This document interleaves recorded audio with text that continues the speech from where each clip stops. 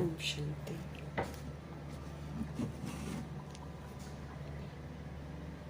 हम सभी आत्माएं 63 जन्मों में विस्मृत होकर बिल्कुल मैले हो गए। अब हमें शिक्षित किया जा रहा है ताकि हम उस मैल को उतारें। इसलिए खास ध्यान खिंचवाते हैं बाबा कि सब अपने अपने तरीके से अपनी मैल को उतार रहे हैं। 16,108 करोड़ आत्माओं के साथ हमारी मुलाकात होती है। उस मुलाकात में ये नहीं सोचना है कि मुरली पढ़ रहे हैं फिर भी ऐसे कर रहे हैं, ये नहीं कह सकते हैं, क्योंकि हर आत्मा अपनी अपनी मैल को अपनी अपनी जितनी शक्ति है उसके अनुसार उतार रही है। और जो द्वापर युग कलयुग की सोल्स हैं वो तो उनको समझ ही नहीं है कि हम मैले हो गए हैं, और फिर जब समझ ही नहीं है कि मैले हो गए हैं तो वो तो उतारने की कोशिश ही नहीं करेंगे। तो बाबा हमको बोलते हैं कि आप सारा दिन इतना सचेत रहो, क्योंकि अभी मैल उतारने का समय चल रहा है, तो किसी की मैल कहीं मुझे मैला न कर दे, कहीं मैं किसी की मैल को देखकर क्रोधित न हो जाऊं, कहीं मैं किसी की मैल को देखकर रिजेक्ट न कर दूं, कहीं मैं किसी की मैल को देखकर क्वेश्चन करेक्शन न कर दूं, क्योंकि जैसे ही हम करेंगे हमारे पर और मैल चढ़ जाएगी। तो सारी दुनिया ही मैली है। इस मैली दुनिया में रहते हुए मुझ आत्मा को अपने ऊपर से मैल अगर उतारनी है तो सबको ओरिजिनल स्वरूप में देखना पड़ेगा, सबको आत्मिक दृष्टि से देखना पड़ेगा, तभी मैल उतरेगी। महीनता से अपने पर कड़ी नजर रखकर अपने को बदलना है। इस बात की समझ बाबा भिन्न भिन्न विधियों से हम आत्मा को देते रहते हैं। ऐसे कल्याणकारी शिव पिता परमात्मा जो हम आत्माओं को फिर से स्वच्छ बना रहे हैं, ऐसे स्वच्छ बनाने वाले शिव पिता परमात्मा जी का तहे दिल से हम धन्यवाद करेंगे।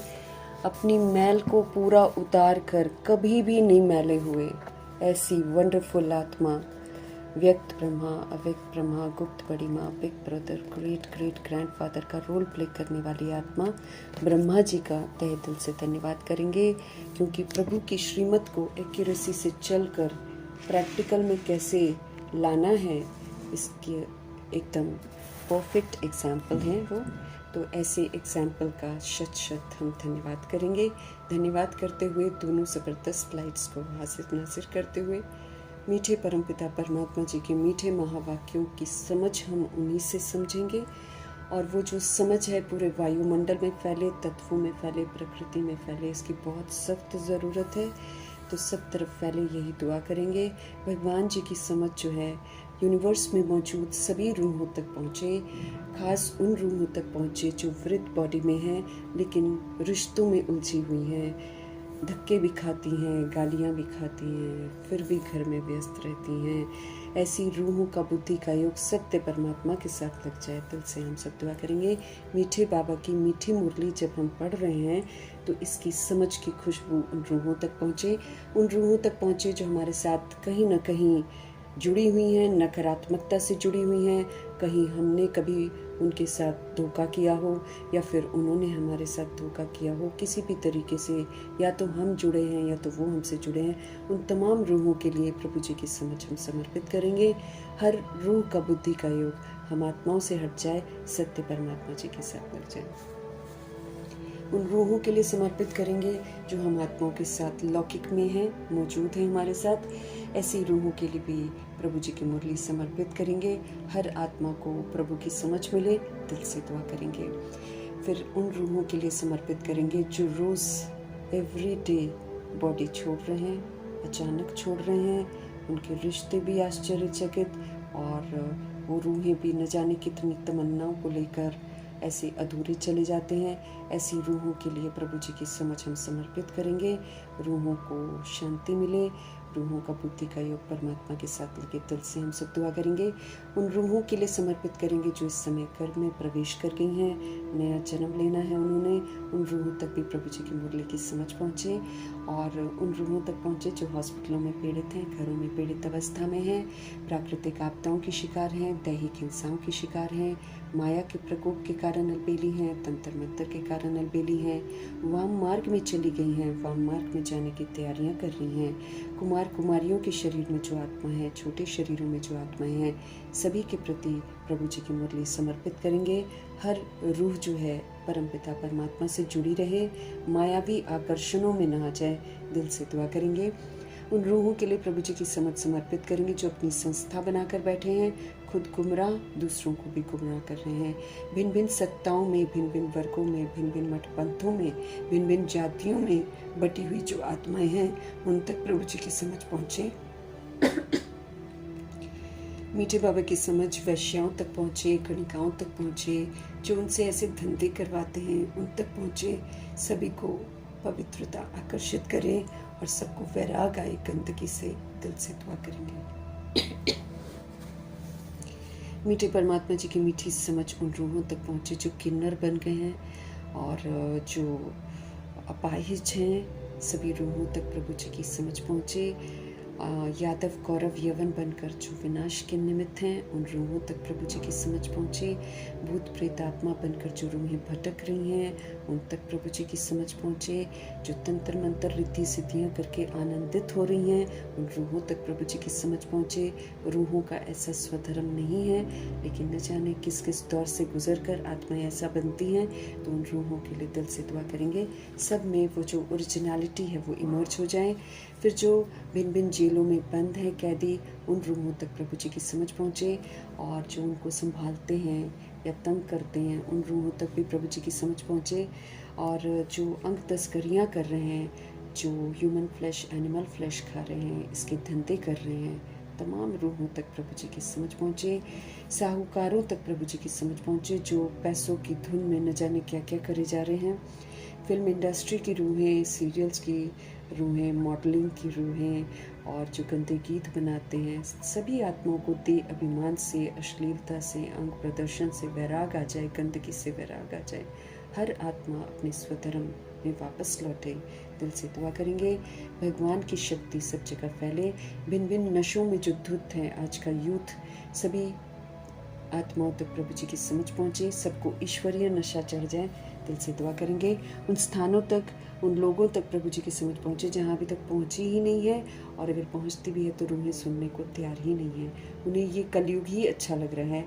ऐसी रूहों तक प्रभु जी की समझ पहुँचे, उनको भी वैराग आए और हर आत्मा प्रभु से जुड़े और अपने आप को फिर से अपनी ओरिजिनलिटी में लेकर जाए और सारी रूहें अब वापस घर चलने को तैयार हो जाएं। इन्हीं दुआओं के साथ अपने लिए भी दुआ करेंगे कि आत्मिक स्थिति में स्थित होकर हम बाबा के महावाक्यों को उनसे समझें और फिर आत्मिक स्थिति में स्थित होकर सारा दिन पाठ बजाकर अपने खिलाफ जो युद्ध हमको करना है उसको हम करें, क्योंकि खामियां हमारे अंदर हैं।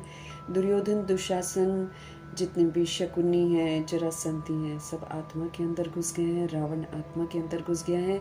तो ये हमारा अपने साथ ही बहुत बड़ा युद्ध है कि पुराने संस्कार जो 63 जन्म में हमने धारण कर रखे हैं, वो सारे के सारे इमर्ज होंगे और ख़त्म होंगे। इसलिए जब वो इमर्ज हों तो हम उनको यूज़ न करें, इसका हमको बड़ा ख्याल रखना है। ये बड़ा गहरा युद्ध है जो हमें खुद के साथ करना है, तो इस युद्ध में हम विजयी बने, दिल से हम सब दुआ करेंगे। इन दुआओं के साथ देखते हैं आज हमारे परमपिता परमात्मा किस विधि से हम आत्माओं को स्वच्छ बनाते हैं। मीठे मीठे बाबा बोले, मीठे बच्चे, शिव बाबा और ब्रह्मा बाबा दोनों की मत मशहूर है। शिव बाबा तो श्रेष्ठ मत देते हैं और ब्रह्मा जी उसको करके दिखाते हैं, तो दोनों की मत ही मशहूर है। तुम्हें दोनों की मत पर चलकर अपना कल्याण करना, तुमको दोनों की मत पर चलकर अपना कल्याण करना। व्यक्त से अव्यक्त होने वाले ब्रह्मा जी के इशारों पर अब जरूर चलना है। वो हम आत्माओं का आह्वान कर रहे हैं, हमको समझ दे रहे हैं कि सूक्ष्म बनकर सूक्ष्म वतन में आ जाओ, क्योंकि सूक्ष्म बनकर जब हम सूक्ष्म वतन में पहुंचेंगे तभी हम भगवान के साथ उड़ के वापस घर जा सकेंगे। नहीं तो यही धर्मराजपुरी में हम अटक जाएंगे, क्योंकि ये सारी दुनिया ही धर्मराजपुरी बन जाएगी। कयामत की घड़ियाँ होंगी, हर आत्मा को अपना हिसाब किताब सेटल करके फिर बॉडी से निकलना है। तो इसीलिए बाबा हमको स्पष्ट कर रहे हैं कि शिव बाबा और ब्रह्मा जी की मत दोनों ही मशहूर हैं। दोनों की मत पर चलकर हम आत्माओं को अपना कल्याण जरूर करना है। करके ब्रह्मा जी बताते हैं कि ऐसे करो ऐसे करो। वो कभी भी अपनी मनमत नहीं बताते हैं, कभी भी वो किसी के व्यवहार से इन्फ्लुएंस होकर कोई चीज़ नहीं कहते हैं। वो तो श्रीमत पर ही बोलते हैं, इसीलिए दोनों की मत को हमें मानना है। प्रश्न है, नंबर 1 ट्रस्टी कौन है और कैसे? उत्तर है, शिव बाबा है नंबर 1 ट्रस्टी। जो वो खुद है वैसे फिर हमको भी बनाते हैं। शिव बाबा है नंबर 1 ट्रस्टी। उनमें बिल्कुल आसक्ति ही नहीं है, किसी से भी कोई एक्सपेक्टेशंस नहीं रखते हैं, आसक्ति नहीं रखते हैं किसी से, अनासक्त रहते हैं। हमको शिक्षाएं देते हैं, डिटैच। हमको कर्मों की गुह्य गति बता देते हैं बड़ी गहराई से, डिटैच। जैसे शरीर का माँ बाप के रोल में जब हम लोग आते हैं तो हम पीछे पड़ जाते हैं शरीर के बच्चों में। नहीं, हमने बोला है ना तो इसको ऐसे करना चाहिए, इसको ऐसे करना चाहिए, नहीं करता है तो कितना विचलित होते हैं, कितने हम टेंशन में आ जाते हैं। लेकिन शिव बाबा ऐसा नहीं है। शिव बाबा हम सभी रूहों को शिक्षा देकर फिर हम पर छोड़ देते हैं कि भाई तुमको जो करना है कर लो। शिव बाबा नंबर 1 ट्रस्टी हैं, बनकर फिर हमको दिखाते हैं कि ऐसे तुम भी बन जाओ। उनमें बिल्कुल आसक्ति नहीं है। भक्ति मार्ग में भी तुम उनके अर्थ जो भी दान पुण्य आदि करते हो वो सब इंश्योर हो जाता है, उसका रिटर्न मिल जाता है, जिसका फल फिर दूसरे जन्म में हमको मिलता है। भक्ति का जो भी भक्ति में हम करते हैं, और भगवान के नाम पर जैसे हम लोग पैसे जो भक्ति मार्ग में पैसे निकालते थे, गुरुद्वारे में दे दिए या मंदिरों में कहीं दे दिए तो क्या हो जाता है, इंश्योर हो जाता है भगवान के नाम। क्योंकि हम भगवान को तो नहीं जानते थे, लेकिन भगवान के नाम पर देते थे ना, गुरुद्वारे में दे दिया, कहीं भी दे दिया। अब उसका लंगर लग जाए, उसका प्रसाद बढ़ जाए, उसका कुछ भी हो जाए ना, वो तो वो जाने। लेकिन जब भी हम कभी भगवान के नाम पर देते हैं वो सारा हमारा इंश्योर हो जाता है, जिसका फल फिर हमको दूसरे जन्म में ज़रूर मिलता है। अभी भी जो हम बाप के अर्थ अपना सब कुछ इंश्योर कर देते हैं, अगर हम तन दे देते हैं भगवान जी को और फिर उनके डायरेक्शन पर तन को सफल करते हैं तो अच्छा तन मिलता है।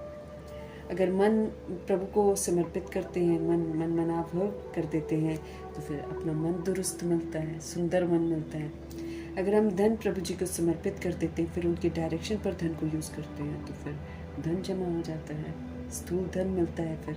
तो बाबा हमको समझ दे रहे हैं, अभी भी जो आप बाप के अर्थ अपना अगर हम संबंध संपर्क प्रभु जी के हवाले कर देते हैं और ट्रस्टी बनकर उनको प्रभु की अमानत बनकर यूज़ करते हैं या फिर उनके साथ व्यवहार करते हैं, तो फिर देखो हर जन्म में हमको संबंध अच्छे मिलेंगे। जो कुछ भी हम इंश्योर करते हैं ना, भगवान को देते हैं, तो मतलब हम एक तरह से इंश्योरेंस कर देते हैं, पूरा रिटर्न बाप दादा देते हैं। और उल्टा जितना दिया है उतना नहीं, उसका मल्टीफोल्ड करके देते हैं। शान नहीं है भगवान की कि 100 रुपया दिया है तो 100 रुपया ही देंगे, 100 रुपया दिया है तो 1000 देते हैं, ऐसे हैं वो। शान नहीं है उनकी कि किसी से ले लेंगे, उनको किसी से कुछ चाहिए नहीं। उनको अपनी बॉडी लेकर इस दुनिया में आना ही नहीं है, इस दुनिया की किसी इच्छा में वो फंसते ही नहीं है। इसलिए वो क्या करेंगे हमारा पैसा लेकर? वो तो काला धन है ना कलयुग का, उसको सफल कराते हैं। क्योंकि कलयुग में बेईमानी का धन है सारी दुनिया में, सब एक दूसरे से पतितों से लेन देन करते हैं। तो क्या हो जाता है उसमें, कहीं ना कहीं क्रोध, काम, अहंकार, मोह, ये सारे, जहाँ हमारे अंदर मोह आ गया वही मैला हो गया हमारे पास सारे। जहाँ जहाँ हमने मेरा कह के कमाया, अब बाबा के मिलने से पहले जब समझ नहीं मिलती तो हम मेरा कहकर कमाते हैं, भाई मैंने कमाया, मेरा है, मेरा है, इतना उस पर हक रखते हैं कि दूसरे किसी को फट से सुना देते हैं। इवन घर गृहस्थ में भी सुना देते हैं, मेरी कमाई है, मैंने कमाया है, इतराती हैं आत्माएं। है ना। तो फिर ये जो मेरापन है तो भगवान जी अब हमारा खत्म करा रहे हैं। नहीं तो मेरेपन की मैल वाला पैसा है घर पर, तो वो तो वैसे ही दूषित है। और जितना मर्जी हम परिवार पर खर्च कर लें, जितना मर्जी हम परिवार के लिए जमा कर लें, वो उसकी मेरी कोई कमाई नहीं है, वो मेरा जमा नहीं होता है। वो तो मैंने दे के भान में परिवार बनाया, विकारों में जाकर परिवार बनाया, उसके लिए फिर हम दौड़ते रहे, मरते रहे, जमा करते रहे।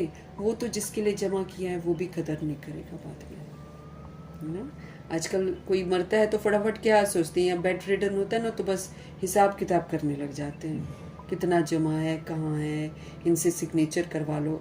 बड़े गंदे हो गए लोग, मतलब सारी नज़र उस आत्मा पर नहीं है कि ये रूह अच्छी हो जाए, नहीं, हिसाब किताब करने लग जाते। वहाँ की ज़मीन मुझे मिल जाएगी, उतना पैसा उन्होंने वहाँ किया होगा, पता करना पड़ेगा कितना, फिर बंटवारे करने लग जाते, फिर लड़ने लग जाते हैं। सारे मैले हैं, सारे मैले, मेरे मेरे के मैलेपन। अब इस मैले धन में ये सारा फिर ट्रांसफ़र होता है ना, उसका उसको मिला, उसका फिर सारे के सारे विकारी हैं, सारे के सारे लोभी हैं। आज के ज़माने में तो हर एक आत्मा ये चाहती है कि हम 1000 जमा करें और हमको लाख मिले। हर आत्मा आज इस दौड़ में है। अब देखो कितने लोग कहाँ कहाँ पैसा लगाते हैं, फिर उनको कितना घाटा पड़ जाता है, क्योंकि सरकार तो अब सब घाटा लाने वाली है, क्योंकि सबके हिसाब किताब चुकती इसी विधि से होने हैं। तो वो मेरा है, मेरा, कई तो हार्ट अटैक ही हो जाता है उनका कि मेरा इतना लॉस हो गया, मेरा इतना लॉस हो गया। बहुत सारे लोग हैं जिनका होश ही गुम हो जाता है। तो फिर ये सारा मैलापन आया हुआ है मेरे मेरे का। इसमें जो हम यज्ञ में लगाते हैं वो भी गिन कर नहीं, वो भी कॉन्शियसनेस होकर नहीं। इसलिए बहुत ज़रूरी है कि हम सभी आत्माएं जब भी हम कमाते हैं, पहली सैलरी जो भी आती है उसमें से कुछ अमाउंट निकाल कर एक बॉक्स में डालकर रख देना चाहिए। बस शुरुआत वहाँ से होनी चाहिए।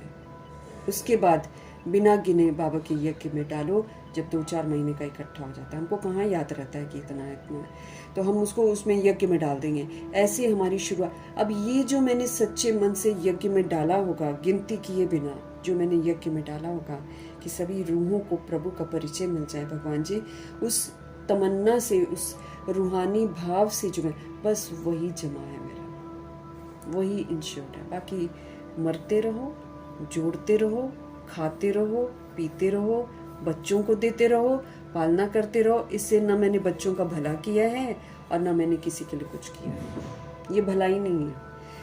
बच्चों को परमात्मा के साथ जोड़ दिया है तो भला है, उनको सहूलियत दे दी है, उनके लिए सारा कुछ आराम का मैंने सामान, वो तो बेकार किया है।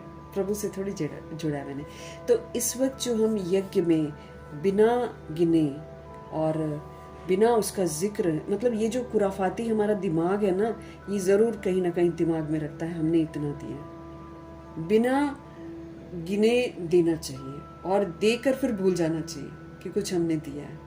शुक्र मनाना चाहिए कि रोज़ी रोटी मेरी बन रही है और उस रोज़ी रोटी देने वाले को सबसे पहले समर्पित करना। भगवान जी उससे क्या करते हैं,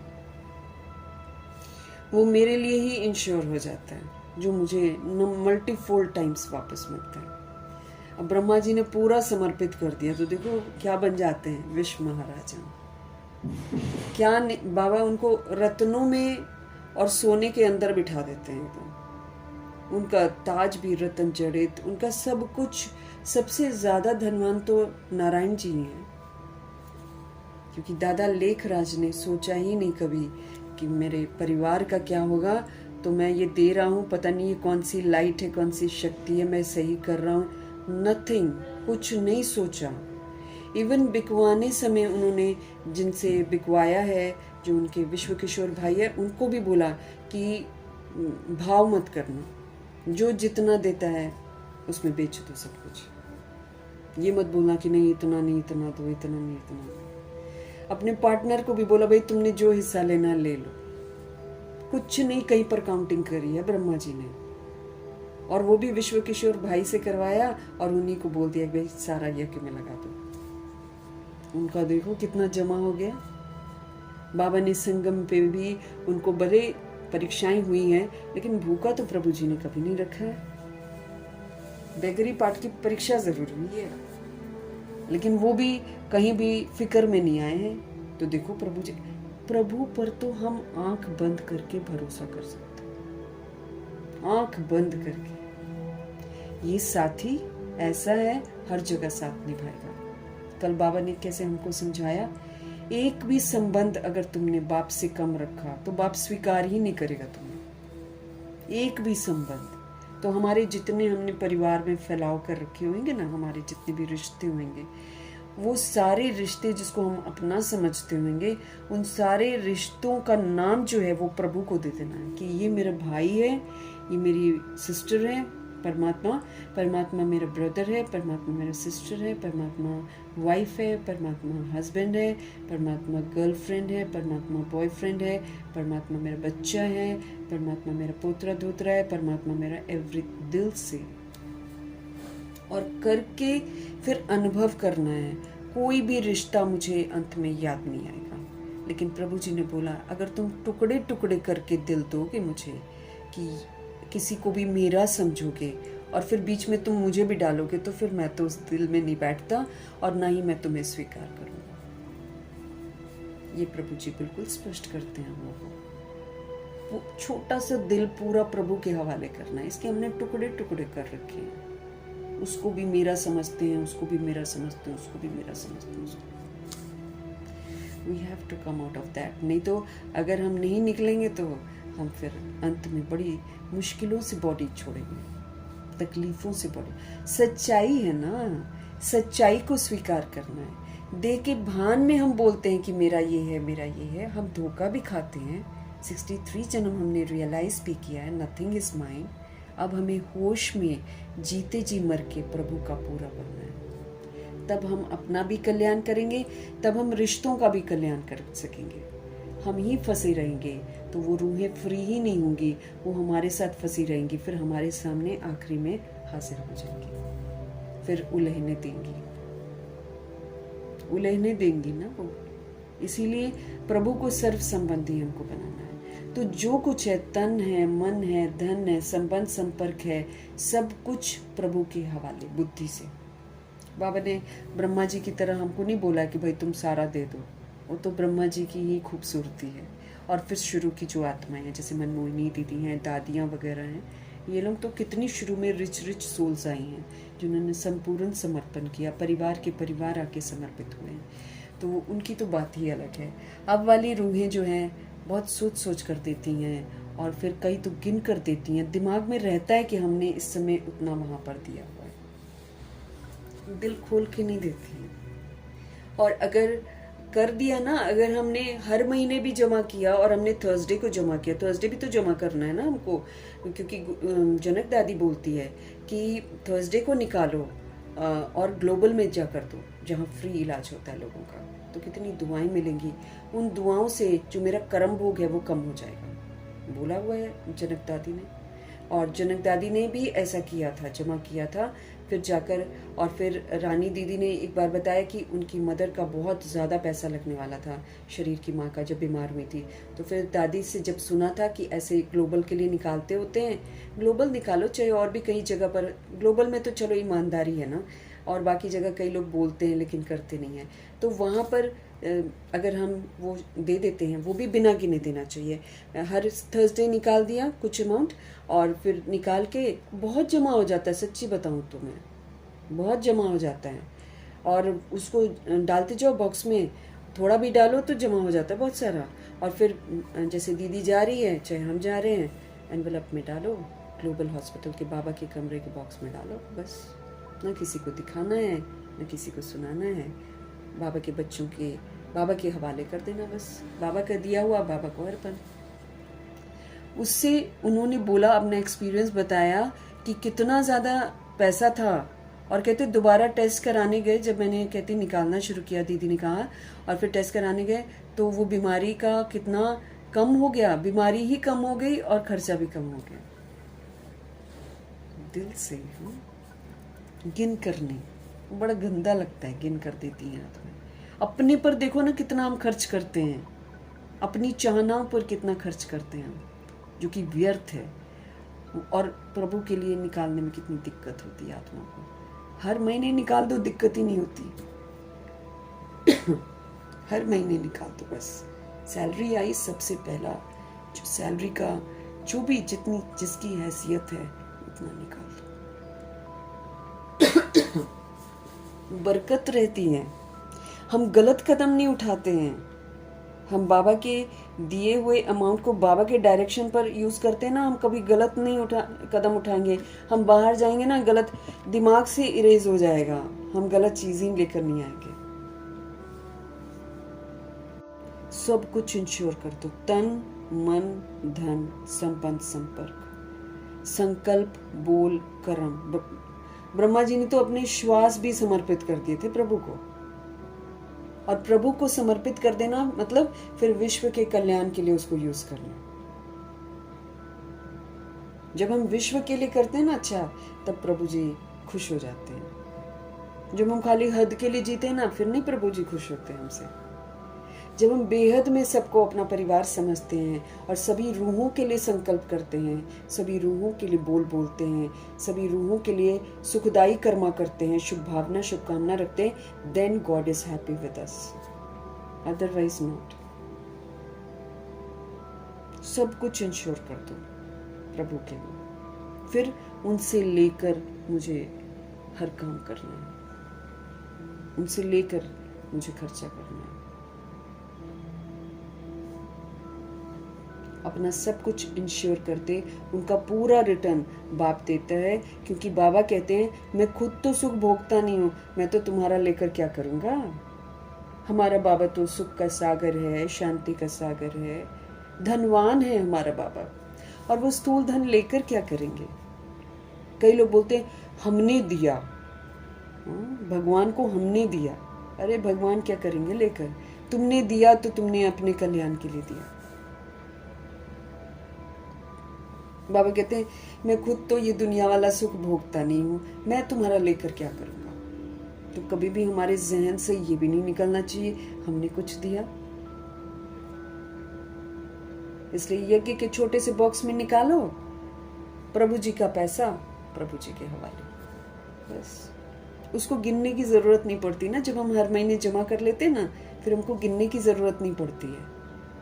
यूं ही बिना देखे निकालो ना, बिना देखे निकालो, एनवेलप में डालो, बाबा के बॉक्स में डाल दो। हमको भी नहीं पता होना चाहिए कि what have I given, because it's not mine, है कि नहीं। प्रभु का है सब कुछ दिया हुआ। तो जैसे हमारे बाबा नंबर 1 ट्रस्टी हैं, ऐसे हमको भी बनना है। कैसे नंबर 1 ट्रस्टी हैं?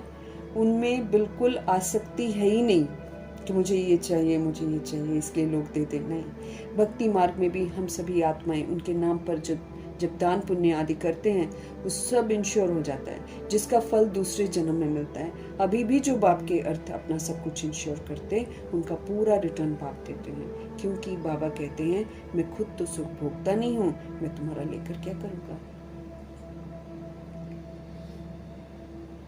गीत है, दर पर आए हैं कसम लेकर। ओम शांति। मीठे मीठे से किलते बच्चों ने गीत सुना। बच्चे उनको कहा जाता है जो बाप के बनते हैं। अब ये भी मुझे बनना है। बाबा का बच्चा बनना मीन्स उनका कहना मानना। इसलिए बाबा एक मुरब्बी बच्चा का नाम लेते हैं, दैट इज ब्रह्मा बाप। सबसे फरमान बरदार, आज्ञाकारी। यूं तो मम्मा जी भी हैं, लेकिन नंबर 1 में तो ये करके सारा कुछ दिखाते हैं ना। फरमान बरदार, आज्ञाकारी, ईमानदार, वफादार ब्रह्मा जी। सबसे प्यारा मुरब्बी बच्चा शिव बाबा का। मम्मा भी हैं, फिर दादियाँ भी हैं, लेकिन नंबर 1 में जो कुर्बानियाँ ब्रह्मा जी की हैं, फिर उसके साथ तो कुछ मैचिंग नहीं है ना। मम्मा धन का नहीं कर पाई थी ना, हाँ, लेकिन फिर भी उनको जो मौका था उन्होंने यज्ञ का एक भी चीज़ वेस्ट नहीं की है, एक भी चीज़ वेस्ट होने नहीं दी है, एक पत्ता तक वेस्ट नहीं होने दिया। तो उस विधि से उन्होंने, ब्रह्मा जी ने तो अपना सब कुछ ही न्यौछावर कर दिया ना। तो नंबर 1 में तो मुरब्बी बच्चा है। हमको भी बाबा का बच्चा बनना है। ये भी तो एक टाइटल मिलेगा कि हाँ ये मेरा बच्चा है। ये भी तो बाबा बोलेंगे कि मेरा बच्चा है, लेकिन कब बोलेंगे? जब हम उनका कहना मानेंगे पूरा का पूरा।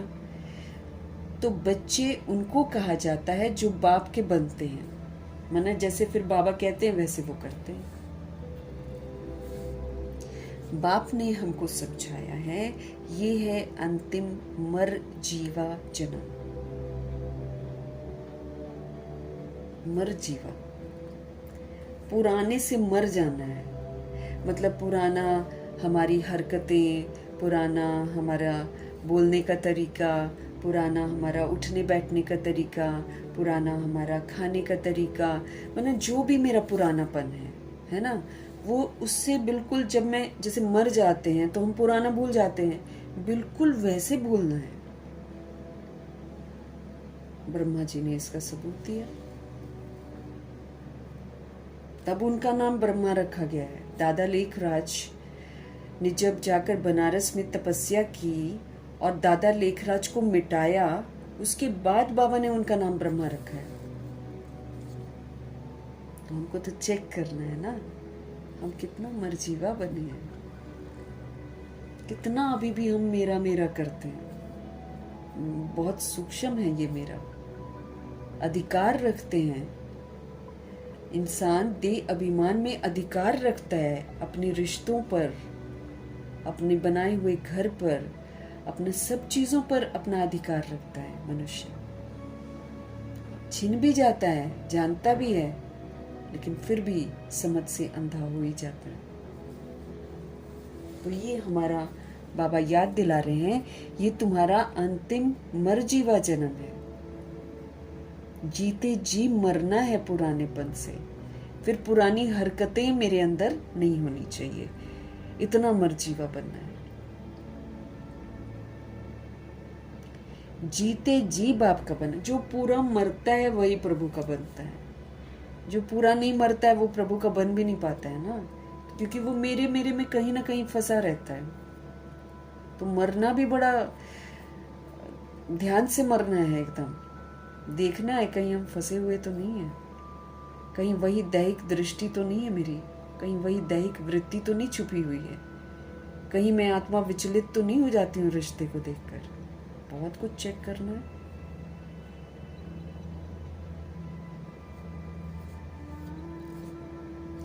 जीते जी बाप का बनना है।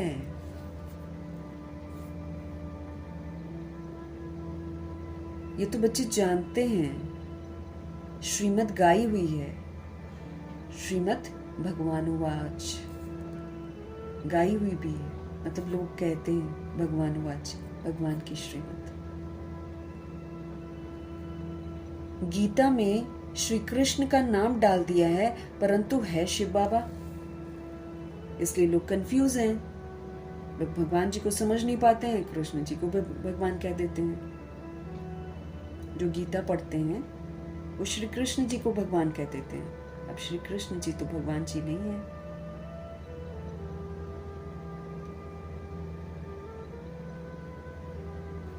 परंतु है शिव बाबा, उनके बाद ब्रह्मा, फिर श्री कृष्ण।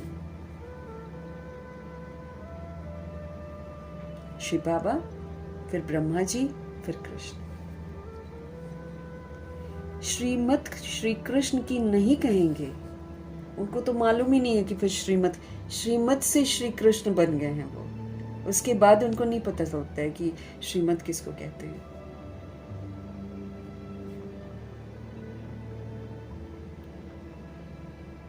श्रीमत श्री कृष्ण की नहीं कहेंगे, श्रेष्ठ ते श्रेष्ठ हमारा शिव बाप है। पतित पावन श्री कृष्ण अथवा राधे आदि को नहीं कहेंगे, वो दैवी गुण वाले मनुष्य हैं। वो दैवी गुणों वाले मनुष्य हैं मनुष्य, लेकिन उनमें दैवी गुण है।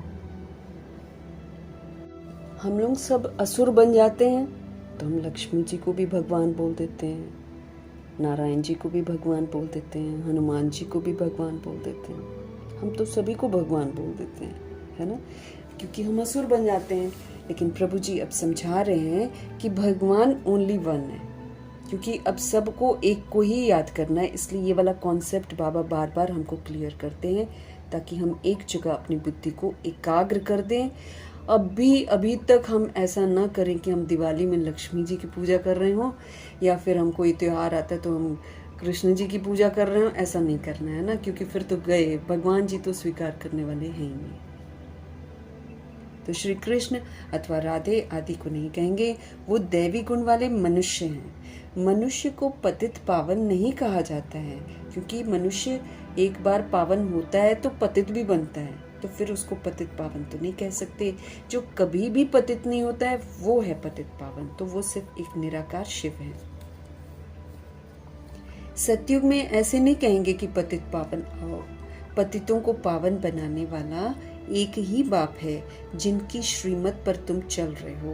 प्रजापिता ब्रह्मा की भी मत मशहूर है, श्रीमत भी मशहूर है। शिव बाबा आकर तुमको अपना बनाते हैं, कहते हैं सिर हथेली पर रख बाप के बने हैं, है ना।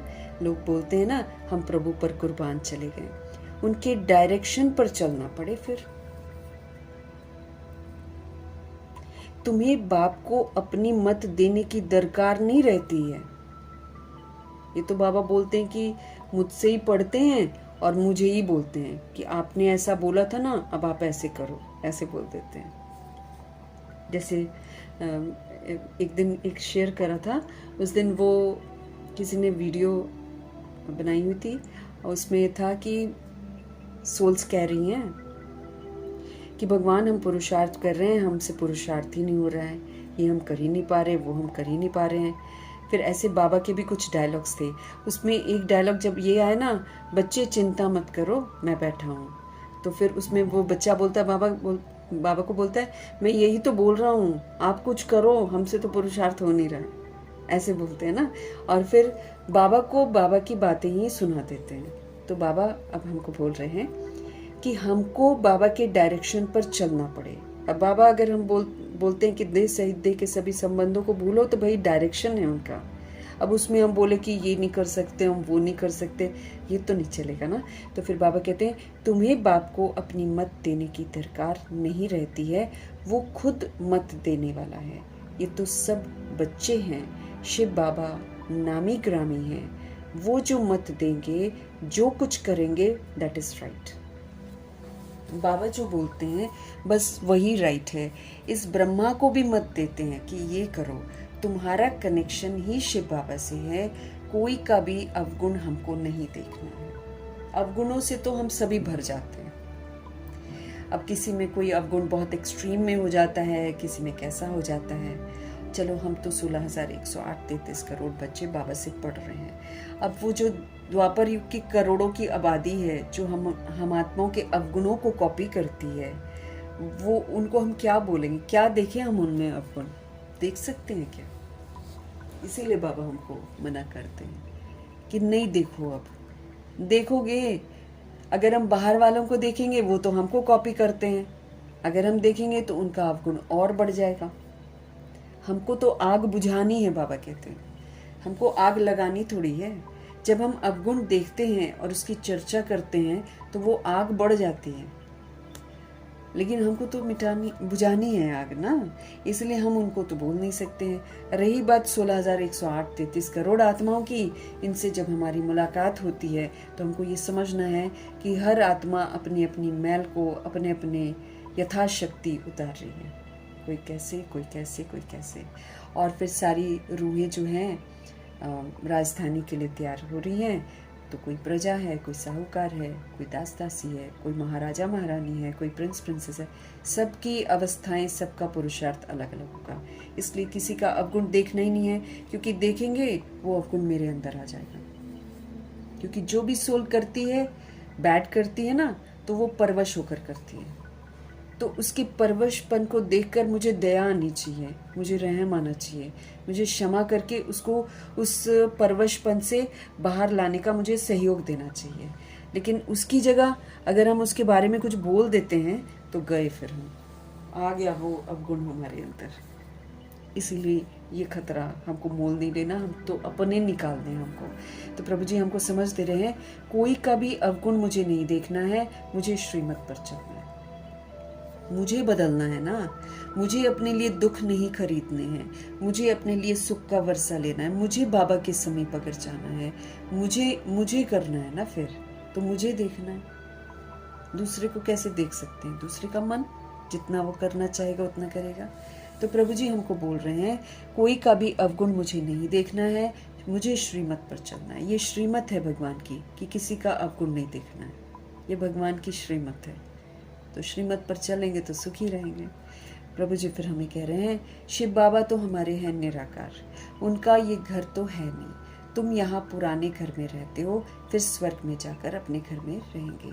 स्वर्ग वाला घर हमारा घर है धरती पर, ऐसे हमारा घर वतन में है, और संगम युग में हमारा घर मधुबन है। बाकी जहाँ भी हम रहते हैं वो मेरा सेवा स्थान है।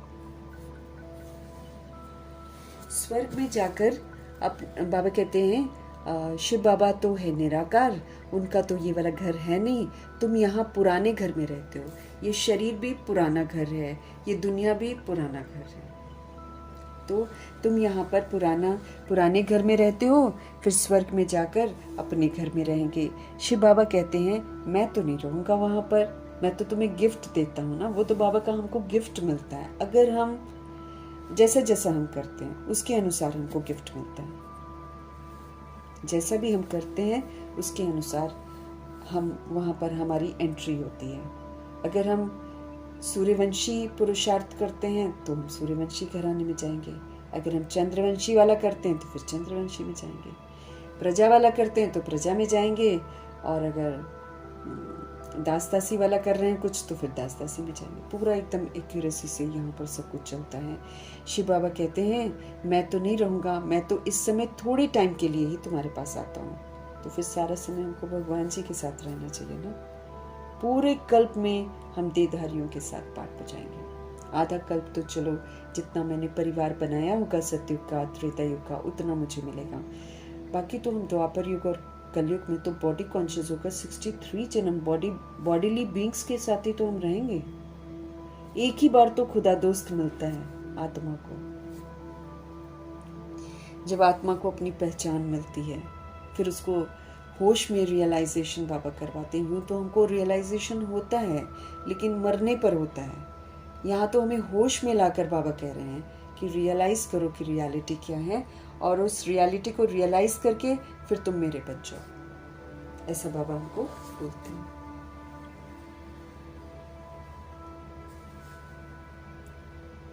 तुम हो सच्चे सच्चे रूहानी सैल्वेशन आर्मी।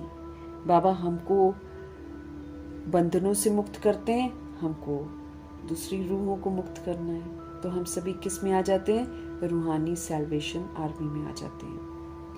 सुप्रीम रूह डायरेक्शन हमको दे रहे हैं हु बहु ड्रामा प्लान अनुसार। कल पहले मुआफिक, कल पहले भी उन्होंने हमें डायरेक्शन दिया था, तभी हम मुरलियाँ पढ़ रहे हैं। कल पहले भी हमने पढ़ी थी, है ना। अगर हमने नहीं पढ़ी होती तो हम ना पढ़ते, है ना। तो खुद ब खुद ही मना जैसे ऑटोमेटिकली हमारा रिकॉर्डेड है वैसे हम करते हैं, लेकिन हमको ये नहीं पता है कि रिकॉर्डिंग क्या थी। इस चक्कर में हमको लगता है कि हमने कुछ नया किया है। कल्प कल्प जो डायरेक्शन देते होंगे वही तो देते हैं बाबा। रात दिन गुह्य बातें सुनाते रहते हैं। नया कोई ये समझ न सके। भल कोई 35-40 वर्ष से भी रहते हैं, परंतु बहुत हैं जो इन गंभीर बातों को समझते ही नहीं है। मुरली जो बाबा समझाते हैं, जैसे वो समझाते हैं वैसे तो बाबा कहते कोई 35-40 ईयर्स से भी ज्ञान में चल रहे हैं तो भी वो नहीं समझ रहे हैं। तभी तो बाबा कहते हैं 30-40 वर्ष से भी रहते हैं, परंतु बहुत हैं जो बाबा की गंभीर बातों को समझते ही नहीं हैं। बाबा तो रोज नया सुनाते रहते हैं। कराची से लेकर मुरली निकलती आई है।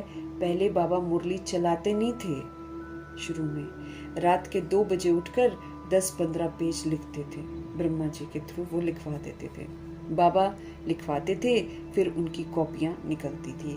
भक्ति मार्ग तो शास्त्र आदि के कागज संभालते हैं ना, दिन प्रतिदिन बड़ी बड़ी किताबें बनाते आते हैं। तो बाबा कहते हैं कि 2 बजे उठकर रात को 10-15 पेज लिखते थे। बाबा लिखवाते थे, फिर उनकी कॉपियाँ निकलती थी। भक्ति मार्ग में तो शास्त्र आदि के कागज संभालते हैं, दिन प्रतिदिन बड़ी बड़ी किताबें बनाते आते हैं। कितनी बायोग्राफी बनाते जाते हैं, वो फिर पढ़कर रखते हैं। तुम तो मुरली पढ़कर फेंक देते हो, हाँ, फेंक देते हो। नहीं तो ये वर्जन्स रखने चाहिए हमेशा के लिए, अब कोई कोई लोग फेंकते होंगे, क्या पता, हम तो नहीं फेंकते, है ना। तो बाबा कहते हैं और अब तो देखो मोबाइल पर आ जाती है, अब तो वो कागज़ वाली मुरली आई रिमेम्बर 2009 में मिला करती थी, 2010 में मिला करती थी, तो हम लोग सहेज कर रखते थे। और फिर तो कोई लोग होते होंगे जो फेंक देते होंगे। बाबा कहते हैं तुम तो मुरली पढ़कर फेंक देते हो, नहीं तो ये वर्जन्स तो रखनी चाहिए हमेशा के लिए, परंतु नहीं जानते हैं कि ये सब विनाश हो जाएंगे। चित्र आदि जो भी तुम बनाते हो थोड़े समय के लिए ही है, फिर ये सब दब जाएंगे, फिर वहाँ ना शास्त्र न चित्र आदि कुछ भी नहीं रहते हैं, क्योंकि सतयुग में तो कुछ नहीं रहेगा ना, इसलिए यहाँ का सारा कुछ दफन हो जाएगा। जो भी हम लिखते हैं कॉपियों में, है ना, सब दफन हो जाएगा, दब जाएगा। बाबा कहते फिर वहाँ न शास्त्र होंगे न चित्र आदि कुछ भी नहीं रहते। फिर ये जो कुछ चल रहा है ना, कल बाद भी होगा। शास्त्र आदि फिर द्वापर से शुरू होंगे। ग्रंथ भी आगे तो हाथ से लिखा हुआ बहुत छोटा था, बहुत छोटा था। गुरु नानक जी ने जो उसमें था मनमना भव, उसमें था मध्याजी भव, जप साहेब एंड सुखमणि साहेब। जप साहेब परमात्मा का सिमरन करो तो सुखों की मणि मिलेगी, लेकिन आज सिखिज्म में वो लोग सोचते पैसा आ जाता है, इसलिए वो लोग सुखमणि साहब पाठ करते हैं और सोचते हैं ये धन संपत्ति आती है। ऐसे नहीं, ऐसा नहीं होता। गुरु नानक जी ने एक्चुअली निराकार परमपिता परमात्मा की महिमा की थी कि उस प्रीतम को तुम याद करो तो सुख मिलेगा, इंद्रियों से परे का सुख मिलेगा, ऐसा उन्होंने विवरण कर रखा है। तो वो एक बहुत छोटा सा ग्रंथ हुआ करता था जिसमें बोलते थे ऊपर की वाणी है, उसमें लिखा होता था ये ऊपर की वाणी है। तो वाकई उसमें परमपिता परमात्मा का ही जिक्र है। अब तो इतना बड़ा सा गुरु ग्रंथ साहिब बनाया हुआ है, जिसमें बाद में 10 गुरुओं ने उसमें एडिशन करी। फिर उसमें बाद में कबीर के दोहे भी ऐड हुए, रहीम के दोहे भी ऐड हुए। फिर उसके बाद देखो आज के समय में तो उसमें शादियां करते हैं ना, तो वो फेरों के भी कुछ श्लोक लिखे हुए हैं, वो भी पढ़ते हैं जब शादियां होती हैं। वहीं पर सिखों के तो वहीं पर फेरे होते हैं ना, तो फिर वहाँ पर रीड करते हैं वो लोग। देखो ये सारा एडिशन है, ये गुरु नानक जी ने नहीं किया है, ये बाद में ऐड हुआ है। तो बाबा कहते हैं पहले तो बहुत छोटा था और हाथ से लिखा हुआ था, अब तो बड़ा बनाया है, दिन प्रतिदिन बड़ा बनाते जाएंगे। नहीं तो शिव बाबा की जीवन कहानी कितनी लिखनी चाहिए। अभी तुम बच्चे कहते हो परमपिता परमात्मा की जीवन कहानी हम जानते हैं, बाप बैठकर हमको समझाते हैं। मैं भक्ति मार्ग में क्या करता हूँ, भक्ति मार्ग में भी इंश्योरेंस करता हूँ। ईश्वर अर्थ मनुष्य जब दान पुण्य करते हैं तो उनका जमा हो जाता है। कहते हैं इसने दान पुण्य किया है, ईश्वर अर्थ ईश्वर ने बड़े घर में जन्म दिया है। फिर वो क्या होता था कि उसका जन्म फिर बड़े घर में होता था। अगर उसने हॉस्पिटल बनाया होता था तो फिर बाबा कहते हैं कि उसको फिर अगले जन्म में हेल्थ मिलती थी। किसी ने स्कूल खोला होता था तो वो बहुत इंटेलिजेंट हो जाता था। ऐसे ऐसे करके रिटर्न तो सब रूहों को मिल जाता है। रखते नहीं है प्रभु जी कुछ भी अपने पास। कहते हैं इसने दान पुण्य किया है, ईश्वर अर्थ ईश्वर ने बड़े घर में जन्म दिया है। भक्ति मार्ग में धर्मात्मा बहुत होते हैं। ईश्वर अर्थ श्री कृष्ण अर्थ दान पुण्य करते हैं। तो फिर बाप समझाते हैं मैं बच्चों को दूसरे जन्म में अल्पकाल के लिए फल देता आया हूँ। अच्छा व बुरा फल मिलता तो सभी को है। कितना इंश्योरेंस हुआ है, जो जैसे कर्म करते हैं उस अनुसार उनको फल मिलता है। माया उल्टा काम कराती है फिर, जिससे तुम दुख को पाते हो। तो अभी भी अगर हम माया के वशीभूत होते हैं फिर हम दुखी होते हैं, परेशान होते हैं, पश्चाताप करते हैं। तो माया सदैव उल्टा काम ही कराती है जिससे तुम दुख को पाते हो। अब मैं तुमको ऐसे कर्म सिखाता हूँ जो कभी तुमको दुख ही नहीं होगा। अब देखो शुभ भावना रखो, शुभकामना रखो, दुआएं दो, सुखदायी कर्मा करो, मनसा को निराकारी रखकर अच्छे अच्छे संकल्प करो और बोल तुम मीठे वरदानी बोलो जिससे किसी रूप को प्राप्ति हो जाए। ऐसे ऐसी चीज तो बाबा के सिखाए हुए कर्म तो सुखदायी कर्म है। इससे अपने को अभी भी सुख अनुभव होता है और जब हम दूसरे के प्रति करते हैं तो उसको भी सुख का अनुभव होता है। बाबा हमको ऐसे कर्म करने सिखाते हैं। माया हमको क्या सिखाती है, बस अपने बारे में सोचो। शिव बाबा क्या सिखाते हैं, दूसरों के बारे में सोचो। जब हम दूसरों का भला सोचते हैं तो अपना भला सोचते हैं। ये तहजीब जो है ये बाबा हमको सिखाते हैं। बाबा तो कहते हैं अपकारी पर भी तुम उपकार करो। रावण तो कभी नहीं कहता माया तो कभी नहीं करती। माया रावण तो कहता है उसने 1 थप्पड़ मारा है, तुम 10 थप्पड़ मार कर आओ, है ना। लेकिन प्रभु कहते हैं उसने 10 थप्पड़ मारे हैं, तुम उसको तो भी दुआएं दो, ऐसा कहते हैं बाबा। ऐसे कोई मारेगा नहीं 10 थप्पड़। 10 थप्पड़ यहाँ पर जुबान के भी तो थप्पड़ होते हैं, तंग करने वाले थप्पड़ भी तो होते हैं। बस बाबा कहते तंग नहीं होना है, आपने सशक्त होकर उस रूह को सशक्त बनाना है। बाबा हमको बोल रहे हैं अब अगर हम बाबा के अनुसार कर्म करते हैं ना, तो फिर हमारे अकर्म के संस्कार बनते हैं, और ये अकर्म के संस्कार लेकर हम सतयुग त्रेता युग में जाएंगे। फिर वहां भी हम कर्म ऐसे ही करेंगे, मेरा किसी के साथ हिसाब किताब नहीं बनेगा, क्योंकि वो एक गिफ्ट है जो बाबा से हमको मिलता है। गिफ्ट के अनुसार वो 2500 वर्ष की राजधानी चलती है। उसके बाद हम अपनी मनमत पर चलते हैं और परमत पर चलते हैं, तो फिर हमारे विक्रम बन जाते हैं। बाबा कहते हैं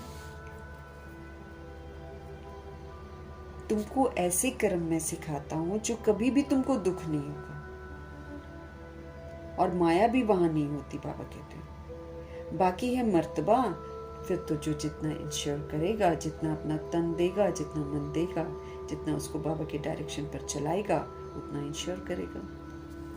शिव बाबा भी तो ट्रस्टी है ना, नंबर 1 ट्रस्टी है। दूसरे की आसक्ति जाएगी, कोई ट्रस्टी तो किसका खाना ही खराब कर देते हैं। दूसरे की आसक्ति उसमें जाएगी। बाबा कहते कोई ट्रस्टी तो किसका खाना भी खराब कर देते हैं, परेशानी कर देते हैं दूसरे को। बाप तो देखो कैसा ट्रस्टी है, कहते हैं ये सब कुछ बच्चों के लिए ही तो है, तुम्हारा सारा कनेक्शन शिव बाबा से है। बाप कहते हैं मैं सच्चा ट्रस्टी हूँ, मैं खुद सुख नहीं लेता हूँ। जब हम ट्रस्टी बनते हैं और जब हम सबको प्रभु की अमानत समझेंगे और उनके साथ सतुगुनी सतयुगी व्यवहार करेंगे, तो हम ही सबसे पहले सुख का अनुभव करेंगे। जहां हम दे के अभिमान में आते हैं, जहां हम किसी की खामियां देखते हैं, जहां हम क्रोधित होते हैं, सबसे पहले तो अपनी ही कंडीशन खराब होती है। लेकिन भगवान की विधियों पर जब हम चलते हैं, तो फिर हम सुख का अनुभव करते हैं। तो बच्चों को बाबा कहते हैं बाप तो देखो कैसा ट्रस्टी है, कहते हैं ये सब कुछ बच्चों के लिए है, तुम्हारा सारा कनेक्शन शिव बाबा से है। बाप कहते हैं मैं सच्चा ट्रस्टी हूँ, मैं खुद सुख नहीं लेता हूँ, मैं तो बच्चों को सारी राजधानी देता हूँ। लौकिक बाप भी बच्चों को सब कुछ वर्षे में दे जाते हैं, मैं तो स्वर्ग में कुछ भी लेता नहीं हूँ, तुमको ही सब देता हूँ। तो तुम्हारा कनेक्शन सारा किसके साथ है? शिव बाबा के साथ है। ये बाबा कहते हैं मैंने भी फुल इंश्योर कर लिया है। ब्रह्मा जी तन मन धन, ये तो संबंध संपर्क श्वास संकल्प बोल सब इन्होंने इंश्योर कर दिया था बाबा को। आज तक देखो हम रूहों की सेवा पर हैं। नहीं तो नारायण तो वो बन गए हैं, उनको तो आराम से बैठ जाना चाहिए ना, लेकिन नहीं, ये तो सब कुछ प्रभु को समर्पित कर देते हैं, फिर प्रभु के डायरेक्शन पर चलते हैं। इसलिए कहते हैं कि मैंने भी फुल इंश्योर कर लिया, तन मन धन सब बाप की सर्विस में है, बाप की सर्विस में। अपने लिए कुछ लेते नहीं थे, जैसे यज्ञ में पूरा सबको मिलता था ना, वैसे 2 जोड़ी कपड़े उसमें भी फट भी जाता था तो उसको चत्ती लगाकर पहनते थे, और चत्ती लगाकर पहनते थे, पता भी नहीं चलता था। जैसे रफू करते हैं ना, तो कब मैंने एक बार पढ़ा था, तो पता भी नहीं चलता है कि कहीं से फटा हुआ था और उन्होंने सिलाई किया। इतना सुंदर वो करते थे। हाँ, अच्छे मना कोई भी चीज़ वेस्ट नहीं करती थी शुरू की रूहें, मातेश्वरी दादियाँ ब्रह्मा जी लोग, ये लोग यज्ञ का पैसा एक रुपया भी इधर उधर नहीं करते थे ये लोग। बाल की कटिंग होती थी ना, तो मनमोहिनी दीदी अच्छे खासे देखती थी, जब अच्छे से बाल बड़े हो गए तब कटवाती थी जो कुमारों के थे। ये नहीं कि जब मुंह उठाया तो अपना कटिंग कराने चले गए, नहीं, बड़ा वो लोग ध्यान रखते थे। एक भी मतलब उसको भगवान की चीज समझते थे, भगवान की चीज समझकर उसको यूज करते थे ना, तो इसलिए बहुत उनको ध्यान रहता था कि कोई भी चीज बाबा के यज्ञ की इधर उधर नहीं होनी चाहिए।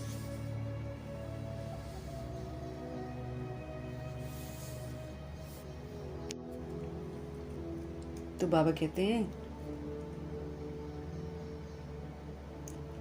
सिंधी में एक कहावत है, हाथ जिसका ऐसे, मतलब दाता रूप में, पहला पूर्व वो पहुंचेंगे। मतलब जो इस समय दाता बनकर देते हैं ना, हाथ ऐसे मतलब देने वाला हाथ, जैसे वो स्वास्तिक में सबसे ऊपर वाला जो स्वास्तिक की लाइन है वो कैसी है, देने वाली है। आप देखो तो हाथ ऐसे रखा रहता ना, सामने देने वाला, वैसे है। त्रेता युग में आ जाओ तो हाथ नीचे है, मतलब उसकी बनावट जो है वो नीचे को है। और जब द्वापर में पहुंचो तो आप दो और लो, ऐसा वाला वैश्य वंशी ना, देने और लेने वाला। आप देखो कि लेने वाला पोजीशन है, ऊपर स्वास्तिक का देने वाला पोजीशन है। और जब कलयुग में आ जाओ तो हर समय मांगते ही रहो, बस ये भी दे दो, वो भी दे दो, वो भी दे दो, शादी करवा दो, बच्चे दे दो, बच्चों की शादी करवा दो, पैसा दे दो, इतना दे दो, वहाँ से आ जाए, यहाँ से आ जाए, वहाँ से।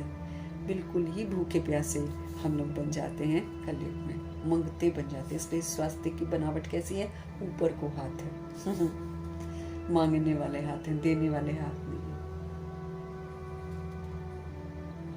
तो हाथ जिसका ऐसे, दाता रूप में पहला पूर्व वो पहुंचेंगे, मतलब वो सतयुग में आएंगे।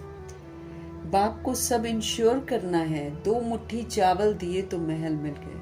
अब जैसे शुरू में रूहें थी, घर से मार वार खा के जो निकली थी, जो वो फिर सिलाई करके, बर्तन मांज करके अपनी रोजी रोटी चलाती थी और बाबा की पूरी बन गई थी। तो वो कितना देंगी, 1 आना 2 आना ऐसे देती। उन दिनों तो आना वगैरह था, 1 आना 2 आना, तो फिर उनको महल मिल जाते हैं। दिल कितना सच्चा था उन रूहों का कि उतने में ही वो लोग, लेकिन हम अपवित्र नहीं बनेंगे, ये उनकी दृढ़ता थी। तो 2 मुट्ठी चावल दिए तो महल मिल गए। अभी देखो मकान बना है, कोई ने 1 रुपया भेजा, हमारी ईंट भी लग जाए। बाप ने लिखा तुमको तो सबसे अच्छे महल मिलेंगे, क्योंकि तुम गरीब हो ना, मैं हूं ही गरीब निवास। दिल सच्चा होना चाहिए। बाबा कहते गरीब निवास है बाबा, ये वो झुग्गी वाले गरीब नहीं, उन लोगों के पास बहुत सारा होता है। गरीब वो जो तन मन धन सब प्रभु को समर्पण करते हैं, वो बाबा। ब्रह्मा जी क्या हुए, ब्रह्मा जी बेगर बने हैं, पूरा श्वास संकल्प बोल तक प्रभु को दे दिए और फिर उनके डायरेक्शन पर चला, तो पूरे बेगर बन गए थे वो तो, कि मेरा तो कुछ है ही नहीं, सब प्रभु का है, और बन गए प्रिंस विश्व महाराजा। तो ये वाला गरीब जो होते हुए सब प्रभु को समर्पण करते, उसको बोलते हैं गरीब। वो वाला दुनिया वाला गरीब नहीं। उनके पास तो आप अंदर जाएंगे तो बथेरा होता है, वो मांग मांग के ही इकट्ठा कर लेती हैं रूहें। 2 मुट्ठी चावल दिए तो महल मिल गए। अभी देखो मकान बना, कोई ने 1 रुपया भेजा, हमारी ईंट भी लग जाए। बाप ने लिखा तुमको तो सबसे अच्छे महल मिलेंगे, क्योंकि तुम गरीब हो, मैं हूं ही गरीब निवास। गरीब का 1 रुपया तो साहूकार का 10,000 रुपया होता है। दोनों को एक ही मर्तबा मिल जाता है। साहूकार बहुत मुश्किल ही आते हैं बाबा के ज्ञान में, वो बहुत मुश्किल ही बाबा को समर्पित करते हैं अपना सब कुछ। उनके अंदर ये रहता है कि मेरा है ये, वो मेरेपन से मुक्त नहीं हो पाते हैं। तो हम अपने आप को देख सकते हैं कि जब से हम बाबा के बने हैं, ये मेरा हमने कहाँ तक खत्म किया है ना, क्योंकि ये मेरा हमको मैला बनाता है। ये तो फिर हम अपने आप को बदला ही नहीं है ना। देखो सपोज करो हम पहले जीवन में, जिस भी जीवन में हम जी रहे हैं, लोग जैसा भी खानदान है, जैसी भी रीति रस्म है, हमारी तो बदल जानी चाहिए ना बाबा का बनने के बाद, कि हम वही रीति रस्म लेकर चलेंगे। तो फिर तो हम वही के वही हैं, इधर के तो हम बने नहीं हैं। बाबा के बनने के बाद हमारा रहन सहन, रीति रिवाज सारा बदल जाना चाहिए। उसको कहते हैं बदलाव ना। ये तो बदला ही नहीं है तो फिर फायदा क्या है? फिर तो हम वही का वही पुराना सिस्टम है, वही देह अभिमान है, वही देह का भान है, वही मेरेपन का भान है, वही डिफ्रेंसिएशन का भान है कि मेल है ये फीमेल है ना। इन सारी चीज़ों से तो हमको बाहर निकलना है। फिर खानदान चाहे जो मर्जी बोले, हमारे पास सत्यता के साथ बात कर। अब ब्रह्मा जी के तो सारे अगेंस्ट हो गए थे, तो उन्होंने तो सत्यता का साथ दिया। तो जब हम भी मुरली पढ़ रहे हैं, हम भी भगवान के बन रहे हैं, हम भगवान से पालना ले रहे हैं, तो फिर हमें क्या परवाह है दुनिया के लोक लाज की? वो तो गंदी लोक लाज है, वो तो भेदभाव की लोक लाज है। हमें तो उससे बाहर आना है, तब तो हम एग्जाम्पल बनेंगे, तब तो भगवान हमको स्वीकार करेंगे कि हाँ ये मेरा बच्चा है, ये सत्यवादी है, सत्य के साथ खड़ा होता है, इसने अपने आप को परिवर्तन किया है। लेकिन हम अगर पुरानी ही जीवन शैली में जी रहे हैं तो फिर हमने किया क्या है? कुछ भी नहीं ना। साहूकार बहुत मुश्किल आते हैं, बाबा कहते हैं सबसे कन्याएं तो बिल्कुल फ्री हैं। अब उनके पास तो कुछ होता नहीं है, इसलिए वो फ्री हैं। नंबर 1 देखो मम्मा की, उनके पास तो कुछ भी नहीं था, गरीब के घर की थी, गरीब हो गए थे ना, दिवाला निकल गया था उनके बिजनेस का, इसीलिए खाली हो गए थे। और फिर उनके शरीर के पिता की वो मृत्यु भी हो गई थी, तो इनकी शरीर की माँ तो विधवा हो गई थी। उन दिनों तो विधवा के साथ अच्छा बिहेव भी नहीं करते थे। तो फिर मम्मा जब आई थी तो मम्मा जी के पास नहीं था, लेकिन हाँ जो उन्होंने धन का अपना सहयोग देना था वो उन्होंने यज्ञ में रहकर कर दिया। एक एक अनाज का एक दाना भी इधर उधर न फेंका हो, बच्चों ने लापरवाही करके पत्ते फेंक दिए हों तो उन पत्तों में से भी अच्छे पत्ते निकाल कर रखती थी। लाइट किसी ने ऑन न रखी हो, फालतू कोई चीज़ चल ना रही हो, इस बातों को बड़ा ध्यान रख के मम्मा ने अपनी कमाई धन वाली भी कर ली थी, क्योंकि यज्ञ में समर्पित आत्माएं इस विधि से अपना धन का सहयोग देती हैं। तो बाबा कहते हैं उनके पास तो कुछ भी नहीं था, गरीब के घर की थी, फिर भी नंबर 1 चली गई। इसने सब कुछ दिया, फिर भी पहले लक्ष्मी फिर नारायण। है ना, सबसे पहले लक्ष्मी जी, सबसे पहले मम्मा ही तो संपूर्ण बनती हैं, ब्रह्मा जी तो फिर बाद में। अब ब्रह्मा जी ने सब कुछ दिया और मम्मा जी धन नहीं लेकर आई, लेकिन देखो पुरुषार्थ में नंबर 1 निकल गई। तो इसलिए गायन कैसे होता है, नारायण लक्ष्मी नहीं, लक्ष्मी नारायण। तो लक्ष्मी जी को पहले हक मिलता है, क्योंकि वो सबसे पहले संपन्न और संपूर्ण बन जाती है, ब्रह्मा जी उसके बाद। क्योंकि थोड़ा सा फर्क हो जाता है ना, ब्रह्मा जी विकारी वाला लाइफ जिया था, मम्मा ने इस वाले जन्म में विकार में जाने से पहले ही समर्पित हो गई थी। तो इसीलिए कुछ ना कुछ तो ड्रामा में सबसे पहले अहमियत दी जाएगी ना। तो हालांकि समर्पण तो ब्रह्मा जी का सबसे नंबर 1 था, लेकिन फिर भी मम्मा अपनी विधि से चलकर सबसे पहले अपने हिसाब किताब शरीर से जुक्त करवा कर संपन्न और संपूर्ण बनकर 65 में बॉडी छोड़ दिया, उन्होंने 69 में छोड़ा।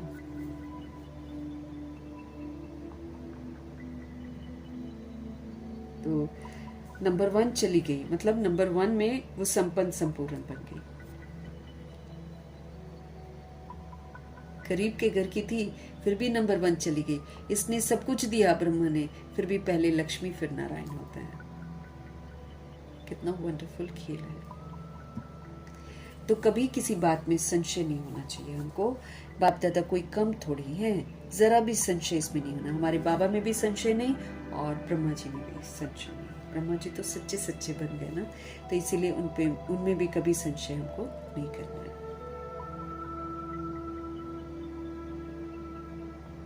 बहुत मीठा भी हमको बनना है। कौन सी मिठास? एक तो कलयुग में तो वो वाला मीठा भी है, ऊपर से मीठा मीठा बोलते हैं और अंदर में वही सबसे बड़ा दुश्मन हो जाता है। ऐसी वाली मिठास, कलयुगी मिठास नहीं, आत्मिक मिठास। जब हम एक दूसरे को रूह की तरह देखेंगे, जब हम एक दूसरे की भावनाओं को समझ पाएंगे, रूह की भावनाओं को समझ पाएंगे, तब हमारे अंदर वो वाली मिठास आएगी, रूहानी वाली मिठास।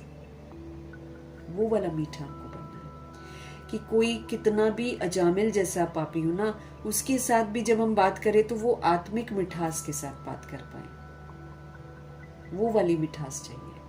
वो दुनिया वाली कलयुग वाली मिठास तो चलो मीठा होकर किसी से बन लिया और बाकी समय फिर कड़वे रहे, ऐसा नहीं। ये वाली आत्मिक मिठास ऐसी मिठास है जो सभी रूहों के साथ एक जैसी होगी। किसी के साथ वैसी तो किसी के साथ वैसी, ऐसी नहीं होगी। सभी के साथ एक जैसी मिठास होगी। ये भी मीठा हमको बनना है। ये तो बहुत कठिन तपस्या है, ये कोई मजाक नहीं है। बाबा की शिक्षाएं बहुत तप है। इसमें तरह तरह की रूहें आएंगी जो आपके दिमाग को खराब कर जाएंगी लेकिन तो भी वो मेरा पेपर है, बाबा कहते हैं, उसमें भी आत्मिक मिठास चाहिए। वही ना, जैसे मैंने आज सुबह पढ़ा था, पॉइंट्स लिखे हुए थे ना, तो मैं पढ़ रही थी, तो उसमें बाबा ने लिखवाया हुआ है किसी की मैल तुम्हें मैला न कर दे, है ना। कोई गंदा बिहेव कर रहा है और आ गया मेरे को गुस्सा, हो गए हम मैले। अगले ने कर दिया मैला, अगले ने मेरे को तख्त से नीचे उतार दिया, अगले ने मेरे तिलक को मिटा दिया, अगले ने मेरा ताज छीन लिया। इतना जिम्मेवारी और जवाबदारियों के साथ हमको चलना है। किसी का व्यवहार मुझे मैला ना कर दे, कितना ध्यान रखना है हमको।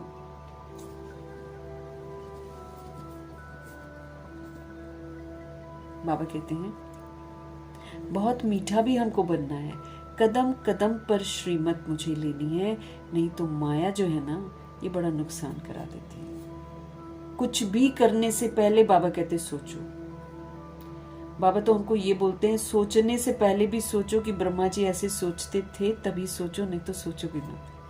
कुछ भी बोलने से पहले सोचो फिर बोलो, नहीं तो बोल के मेरे हिसाब किताब बन रहे हैं, संकल्पों के मेरे हिसाब किताब बन रहे हैं, कर्मों के मेरे हिसाब किताब बन रहे हैं। अभी तो हिसाब किताब पहले के जो बने हुए हैं उसको चुकता करना है।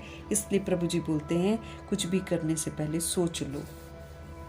त्रिकालदर्शी बनकर ब्रह्मा जी ने पाठ बजाया है, इसलिए उन्होंने कभी भी कोई गलती की ही नहीं है। कदम कदम पर हमको श्रीमत लेनी है, नहीं तो ये जो माया है ये बहुत नुकसान करा देती है। बच्चों को कितने डायरेक्शन देने पड़ते हैं। बाबा कहते हैं पूरा समाचार लिखो, बाबा हर प्रकार की संभाल करेंगे। बाबा को बहुत ख्याल रहता है कहाँ ये बच्चे चढ़ जाएं। पढ़ाई पर पूरा अटेंशन चाहिए। हम हैं most beloved God fatherly student. पढ़ाई पर अटेंशन पूरा चाहिए। इसको बड़े प्यार से और बड़े ध्यान से हमको पढ़ना है। इसको जल्दी जल्दी नहीं पढ़ना है, जल्दी जल्दी पढ़ने से समझ में नहीं आएगा। इसको बड़े प्यार से बाबा के साथ पढ़ेंगे तब जाकर हमको समझ में आएगा। भैया गहराइयां तो बहुत है। तो बाबा हमको समझ दे रहे हैं। हमको कदम कदम श्रीमत लेनी है बाबा से, नहीं तो माया हमारा बहुत नुकसान करा देती है। बच्चों को कितने डायरेक्शन देने पड़ते हैं बाबा को। बाबा कहते हैं पूरा समाचार अपना लिखा करो, बाबा हर प्रकार की संभाल करेंगे। बाबा को बहुत ख्याल रहता है कहाँ ये बच्चा चढ़ जाए। पढ़ाई पर पूरा अटेंशन चाहिए। हम हैं most beloved God fatherly students. भगवानुवाच भी लिखा हुआ है, परंतु श्री कृष्ण का नाम डाल दिया है। श्री कृष्ण भी सभी मनुष्यों से ऊंच ठहराना फर्स्ट प्रिंस है। श्री कृष्ण का नाम देते हैं। श्री नारायण का क्यों नहीं? श्री कृष्ण है बालक। छोटेपन में बालक जो होता है ना वो सतो प्रधान होता है। जब हम एक पार्टनर ले लेते हैं, भले हम पवित्र हैं तो भी थोड़ी महिमा कम हो जाती है। कृष्ण अकेला है ना तो सतो प्रधान है। बचपन है, स्वयंवर हो जाता है, नारायण जी के साथ लक्ष्मी जी आ जाती हैं। मना एक एक्स्ट्रा हमने ले लिया, मतलब थोड़ा सा कृष्ण जी से कम हो गया। तो फर्स्ट प्रिंस श्री कृष्ण का नाम देते हैं। श्री नारायण का क्यों नहीं?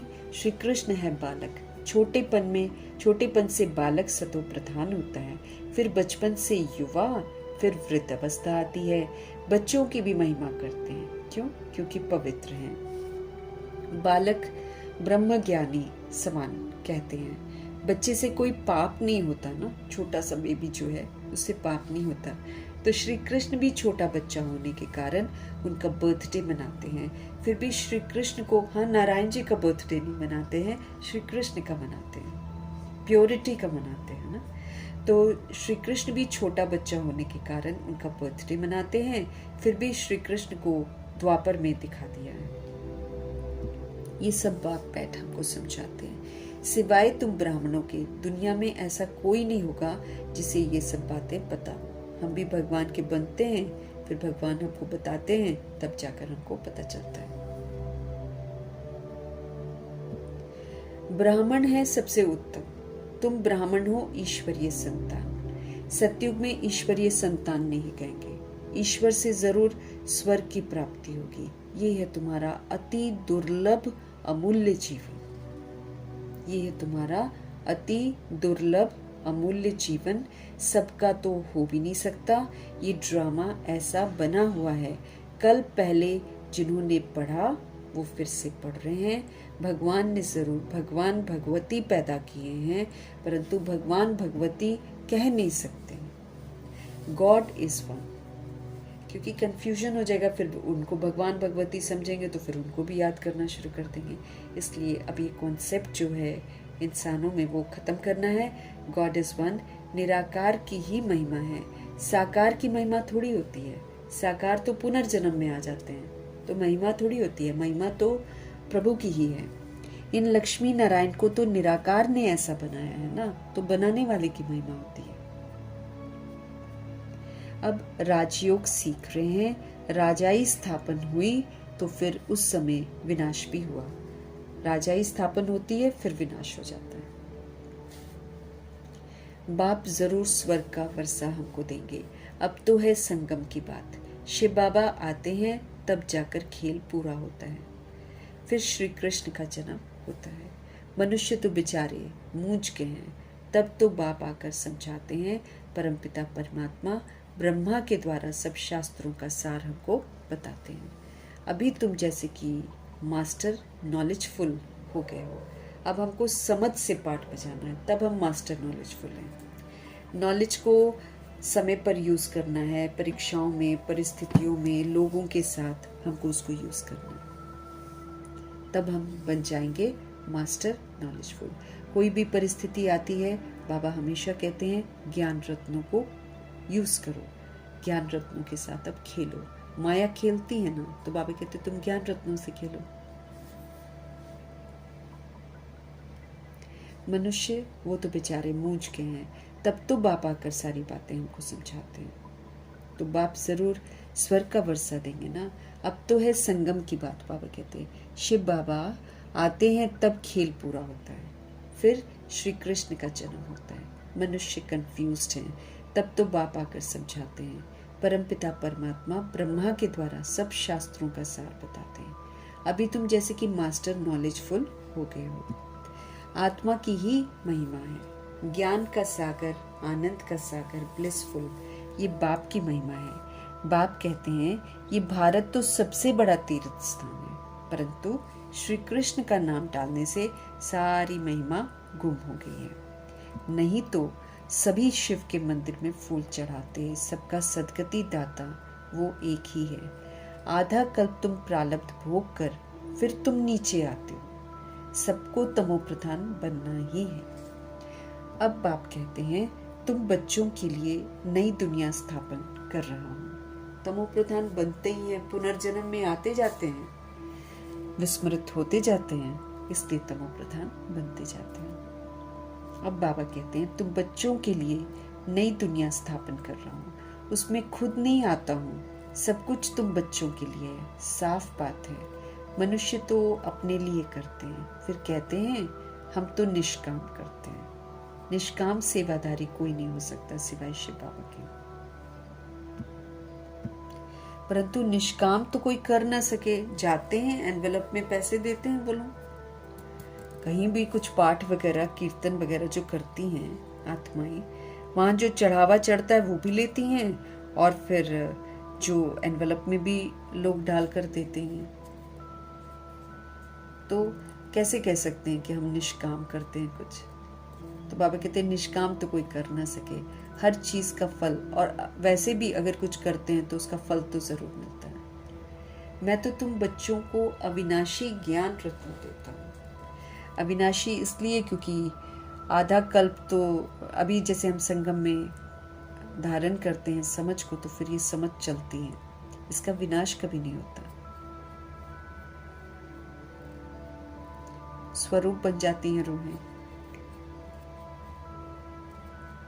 तो मैं तो तुम बच्चों को अविनाशी ज्ञान रत्न देता हूँ, तुम्हारे लिए ही वैकुंठ लेकर आया हूँ। बच्चों को सोवरेनिटी का सोवेनियर देते हैं ना, तो वो लेने के लिए ऐसा लायक भी तो बनना पड़ेगा, है ना। एक सिंबल सा देते हैं जो लगाते हैं सोवेनियर, हम लोग को स्कूल में भी मिलता होता था। लेने के लिए ऐसा लायक बनना चाहिए, वो लेने के लिए ऐसा लायक भी बनना चाहिए। स्वर का मालिक बनना है। हथेली पर बहिष्ट मिलता है, सेकंड में जीवन मुक्ति अथवा सेकंड में बादशाही मिलती है। सेकंड में जीवन मुक्ति अथवा सेकंड में बादशाही मिलती है। दिव्य दृष्टि दाता शिव बाबा है, सेकंड में वैकुंठ में ले जाते हैं। इस बाबा के हाथ में कुछ भी चाबी नहीं है। बाप कहते हैं मैं तुम बच्चों को राजाई देता हूँ, लेकिन मैं करता नहीं हूँ। फिर जब तुम भक्ति मार्ग में जाएंगे ना, तब तुमको दिव्य दृष्टि से बहलाना पड़ेगा। वहां पर फिर बाबा कभी साक्षात्कार करा देते हैं, है ना। तो दिव्य दृष्टि से बाबा बहला देते हैं। कोई मूर्ति पूजा कर रहा है, वहां पर दिखा देते हैं साक्षात्कार। हाँ, ये सब बाबा करते हैं। तो सेकंड में बाबा वैकुंठ में ले जाते हैं। दिव्य दृष्टि विधाता है, दिव्य दृष्टि दाता है शिव बाबा। सेकंड में वैकुंठ में ले जाते हैं। सेकंड में वैकुंठ में ले जाते हैं। इस बाबा के हाथ में तो कुछ भी चाबी नहीं है। बाप कहते हैं मैं तुम बच्चों को राजाई देता हूँ, लेकिन मैं नहीं करता हूँ। फिर जब तुम भक्ति मार्ग में जाएंगे, तब तुमको दिव्य दृष्टि से बहलाना पड़ेगा। क्योंकि नौधा भक्ति करते हैं तो फिर बाबा साक्षात्कार कराते हैं। यूं ही नहीं कराते हैं, लेकिन जब हम बहुत ज्यादा जिद करने लग जाते हैं ना भगत बनकर, तब बाबा कराते हैं। कितना अच्छी रीति समझाते हैं बाबा। ऐसा बाबा कल्प कल्प कल्प के संगम युग एक ही बार आते हैं। बाबा कहते हैं मैं बार बार थोड़ी आऊंगा, मैं एक ही बार आता हूँ। सतयुग, त्रेता युग, द्वापर युग बीत जाता है, कलयुग के अंत में मैं आता हूँ। बनी बनाई बन रही, अब कुछ बननी नहीं। हम सभी रूहें मरते नहीं हैं, हम बना देते हैं, रिकॉर्ड हो जाता है, वही रिपीट होता है, लेकिन 5000 वर्ष के बाद होता है, इसलिए हम भूल जाते हैं।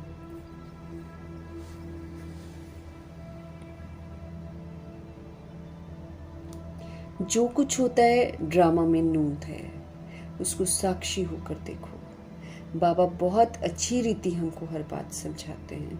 बच्चे बहुत अच्छी रीति, बाबा बहुत अच्छी रीति समझाते हैं। बच्चे, मैं तुम्हारा इंश्योरेंस मैग्नेट हूँ, तुम्हारी एक पाई भी नहीं गवाता हूँ मैं। सो स्वीट, हिल गिव अस बैक। बाकी तो सारा जो हम जमा भी कर रहे हैं ना, वो भी ये सरकार छीन लेगी। बाबा के नाम पर जो जमा कर दिया भैया, उसकी तो रोटी भी खिला देंगे भगवान जी एंड में। हमने जो जमा किया होगा उसकी हमको रोटी नहीं मिलेगी, उससे हम कुछ नहीं कर पाएंगे, वो हमारे काम ही नहीं आएगा। सबसे बड़ी बात है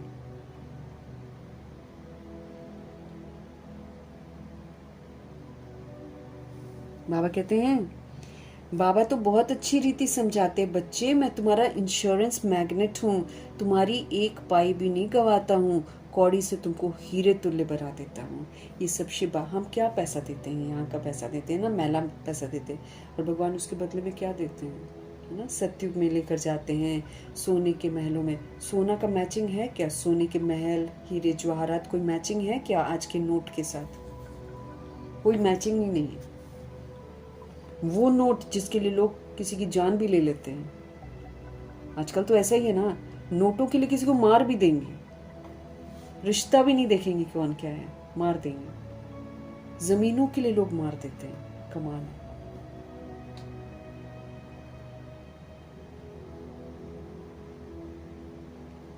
कौड़ी से तुमको हीरे तुल्य बनाता हूँ, ये सब शिव बाबा करते हैं। इनके द्वारा करण करावन हार है, निराकार निरअहंकारी है। गॉड फादर कैसे बैठकर पढ़ाते हैं, ऐसे नहीं कहते हैं कि मेरे चरणों में पढ़ो, उनके तो चरण ही नहीं है ना। तो मैं, बाबा कहते मैं नहीं कहता कि चरणों में पढ़ो, भक्ति मार्ग में तो ये बोलते चरणों में पढ़ो। बाप तो ओबीडियंट सर्वेंट बन जाते हैं, रोज आकर हमको पढ़ा रहे हैं। बाबा कहते मैं तो ओबीडियंट सर्वेंट हूँ। बाप कहते जिनको मालिक बनाया वो सुख भोग भोग कर अभी दुखी हो गए। बाबा ने बोला जिनको मैंने देवता बनाया था, दैवी गुणों वाला बनाया था, वो सुख भोग भोग कर अभी दुखी हो गए। सुख भी बहुत मिलता है। अब ब्रह्मा जी कोई 2500 वर्ष की राजधानी के बाद तुरंत थोड़ी दुखी हो जाते हैं। वो तो एंड में भी देखो, दादा लेखराज वाला जो उनका ड्रामा में पार्ट था, उसमें बाबा से मिलने के पहले तो उनका लाइफ बहुत अच्छा था, शाही जिंदगी जी रहे थे वो, तो ब्रह्मा बनने के बाद सब दुश्मन बन गए, क्योंकि उनको हजम नहीं हो रहा था ना कि भाई ये दादा लेखराज ब्रह्मा जी कैसे हो गए, उनको समझ में नहीं आया ना, इसलिए विरोधी हो गया। और फिर पवित्रता के टॉपिक पर सारे विरोधी हो गए। तो बाप कहते हैं जिनको मालिक मैंने बनाया था वो सुख भोग भोग कर अभी दुखी हो गए हैं। सुख भी बहुत मिलता है, इतना सुख कोई धर्म को नहीं मिलता है जितना सुख देवी देवताओं को मिलता है। अब जैसे लक्ष्मी जी हैं और नारायण जी हैं, तो ये लोग जल्दी थोड़ी दुखी हो जाते हैं। भैया इतना अव्वल नंबर पाठ बजाया है, तो ये कलयुग के बिल्कुल एंड में जाकर, ये तो बाबा का बच्चा बनकर इनका जो कर्म भोग चुकता हुआ है सो हुआ है, उसके पहले तो इनकी लाइफ अच्छी थी।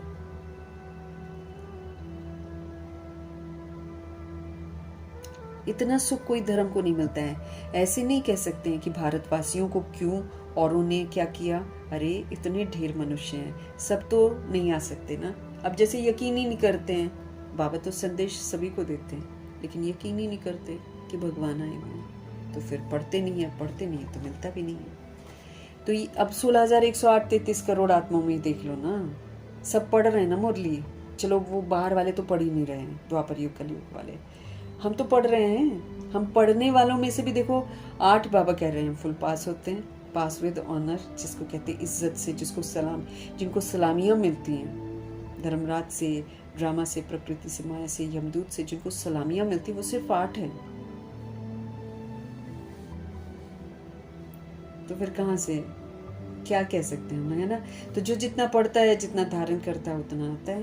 तो बाबा कहते हैं अरे इतने ढेर मनुष्य हैं, सब तो नहीं आ सकते ना, ये ड्रामा बना हुआ है। भारत में ही आदि सनातन देवी देवता धर्म था, भगवान ने आकर हमको सहज राजयोग सिखाया था।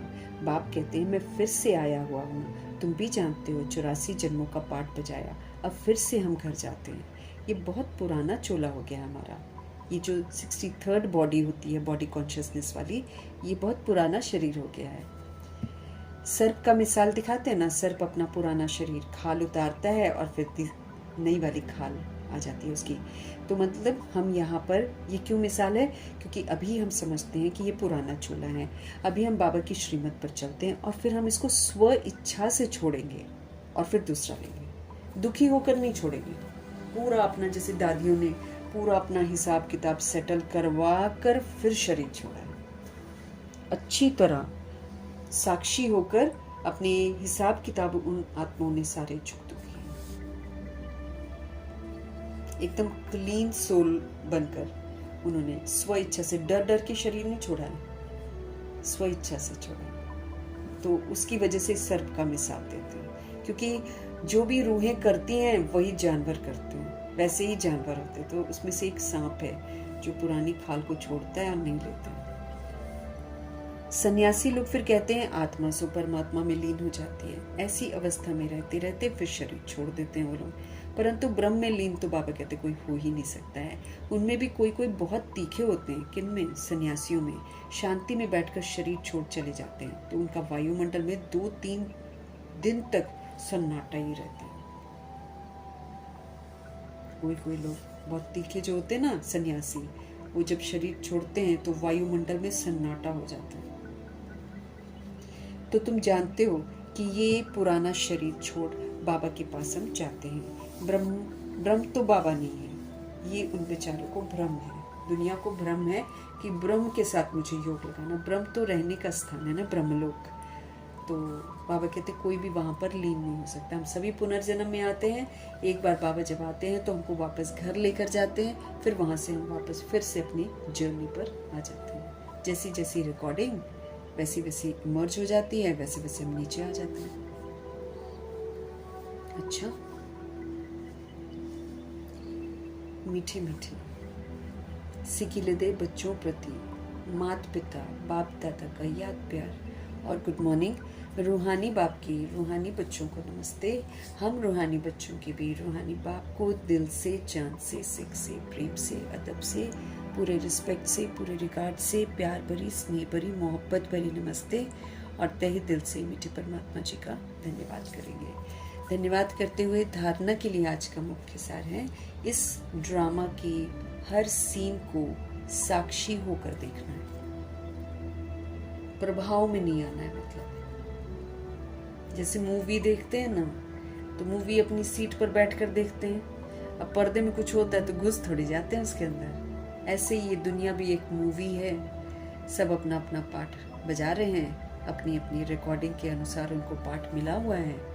तो मेरे चाहने से वो बदलेगा तो है नहीं, इसलिए खामखा अपना दिमाग खराब नहीं करना है, साक्षी होकर डिटैच होकर इस ड्रामा की सारी सीन्स को देखना है। क्योंकि बनी बनाई बन रही, कभी किसी बात में हमको संशय नहीं उठाना है, क्यों हुआ, कैसे हुआ, ऐसे नहीं होना चाहिए, वैसे नहीं होना चाहिए, ये संशय हमको बिल्कुल नहीं उठाना है। तो इस ड्रामा की हर सीन साक्षी होकर मुझे देखनी है, क्योंकि बनी बनाई बन रही है, कभी भी किसी बात में मुझे संशय नहीं उठाना है। दूसरा, बाप इंश्योरेंस मैग्नेट है, इसलिए तन मन धन बाप की सर्विस में सफल कर देना है, अपना भविष्य हमें बनाना है और बाप से पूरा पूरा कनेक्शन रखना है। पूरा समाचार हमें अपने शिव पिता परमात्मा को देना है। हमारे शिव बाबा इंश्योरेंस मैग्नेट है, इसलिए तन मन धन बाप की सर्विस में पूरा सफल कर देना है, अपना भविष्य बनाना है, बाप से पूरा पूरा कनेक्शन रखना है और बाबा को अपना पूरा पूरा समाचार देना है कि हम क्या कर रहे हैं, क्या नहीं कर रहे हैं, वगैरह वगैरह।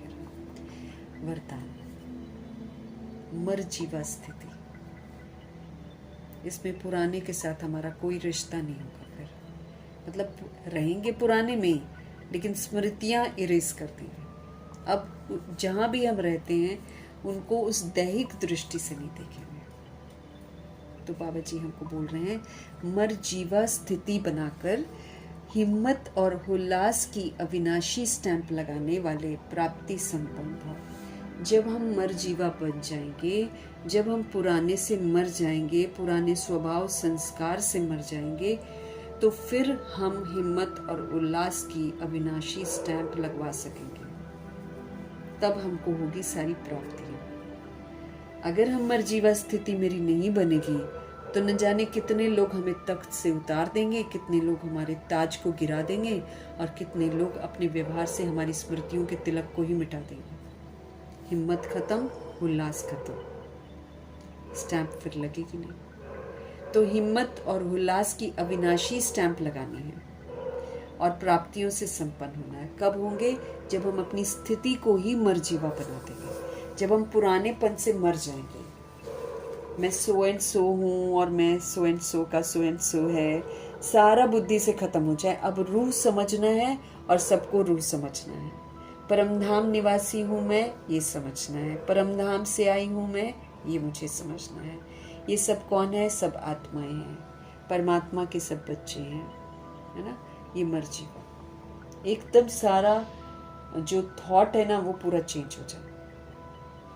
तो मरजीवा स्थिति के द्वारा हिम्मत और उल्लास की अविनाशी स्टैंप लगाने वाले प्राप्ति संपन्न भव। जो प्राप्तियों से संपन्न होती हैं सोल्स, उनके हर चलन, उनके नैन चैन से उमंग उत्साह दिखाई देता है। जो प्राप्तियों से, बाबा से जो प्राप्तियां कर लेती हैं रूहें, जो प्राप्तियों से संपन्न हो जाते हैं, रिच हो जाते हैं, यूज कर लेते हैं, भगवान से बहुत कुछ प्राप्त कर लेते हैं, उनकी फिर हर चलन में, उनके नैन में, उनके चैन से उमंग उत्साह दिखाई देता है। लेकिन हिम्मत और उल्लास की अविनाशी स्टैंप लगाने के लिए हमको ये बहुत ज़रूरी है कि हम अपने पास्ट के और ईश्वरीय मर्यादाओं के विपरीत जो संस्कार, स्वभाव, संकल्प व कर्म होते हैं ना, उनसे मरजीवा हम बच जाए। ये बहुत ज़रूरी है ना। लेकिन हिम्मत और उल्लास की अविनाशी स्टैंप लगाने के लिए अपने पास्ट के व ईश्वरीय मर्यादाओं के विपरीत जो मेरे संस्कार हैं, जो स्वभाव है, जो संकल्प हैं, जो हमने द्वापर युग से, कलयुग से धारण किए हैं, और जो कर्म हैं वो होते हैं ना, उनसे हमको मरजीवा बनना है। प्रतिज्ञा रूपी स्विच को सेट कर देना है, फिर प्रॉमिस करना है हमको, है ना। प्रतिज्ञा रूपी स्विच को सेट करके प्रैक्टिकल में प्रतिज्ञा प्रमाण चलते रहना है। प्रतिज्ञा रूपी स्विच को सेट कर देना है, ऑटोमेटिक, है ना। फिर प्रैक्टिकल में वो प्रतिज्ञा के प्रमाण ही चलते रहना है। हिम्मत के साथ उल्लास हो, तो प्राप्ति की झलक दूर से ही दिखाई देगी। अगर मेरे अंदर में हिम्मत के साथ उल्लास, एंथुजियाज्म, जोश हो तो फिर प्राप्ति की झलक दूर से ही दिखाई देगी। तो प्रभु जी समझ दे रहे हैं कि पुराना स्वभाव संस्कार जो देह वाला हमने धारण कर रखा है ना, उसका अंश भी हमारे अंदर दिखाई नहीं देना चाहिए। पुराना वाला नेचर है ना, स्वभाव संस्कार जो भी है, वो सारा का सारा ईश्वरीय मर्यादाओं के खिलाफ वाला है। जो हमने द्वापर युग कलयुग में धारण किया हुआ है ना, स्वभाव और संस्कार, वो सारा ईश्वरीय मर्यादाओं के खिलाफ है। जो हम सोचते थे पहले, कुछ भी सोच लिया, नेगेटिव सोच लिया, साधारण सोच लिया, व्यर्थ सोच लिया, ये सब तो आम बात थी हमारी पहले। तो वो सारे जो संकल्प थे और कर्म ऊट-पटांग जो थे हमारे, दैहिक थे, है ना, किसी ने बुरा किया, चलो हम भी उसको दुख देंगे, ये करेंगे, वो करेंगे, बदले की भावना, न जाने क्या क्या भावनाएं हुआ करती थी। वो सारी जो ईश्वरीय मर्यादाओं के विपरीत है, उन सभी से मुझे मर्जीवा बनना है, अर्थात अब मुझे उसको यूज नहीं करना है। मर गए तो पुराने से भूल गए ना, बाबा कहते हैं, तो फिर वो भी भूल जाना है मुझे।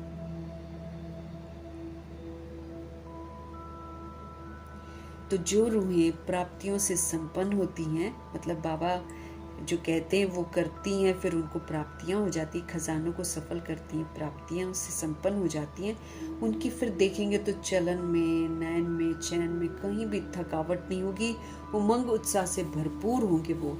लेकिन हिम्मत और उल्लास की ये अविनाशी स्टैंप लगाने के लिए ये बहुत ज़रूरी है कि जो हमारे पास्ट के या ईश्वरीय मर्यादाओं के जो विपरीत मेरे संस्कार हैं, स्वभाव है, संकल्प है, कर्म है, वो उनसे मुझे मर्जीवा बनना है, अर्थात उनको कभी भी यूज़ नहीं करना है।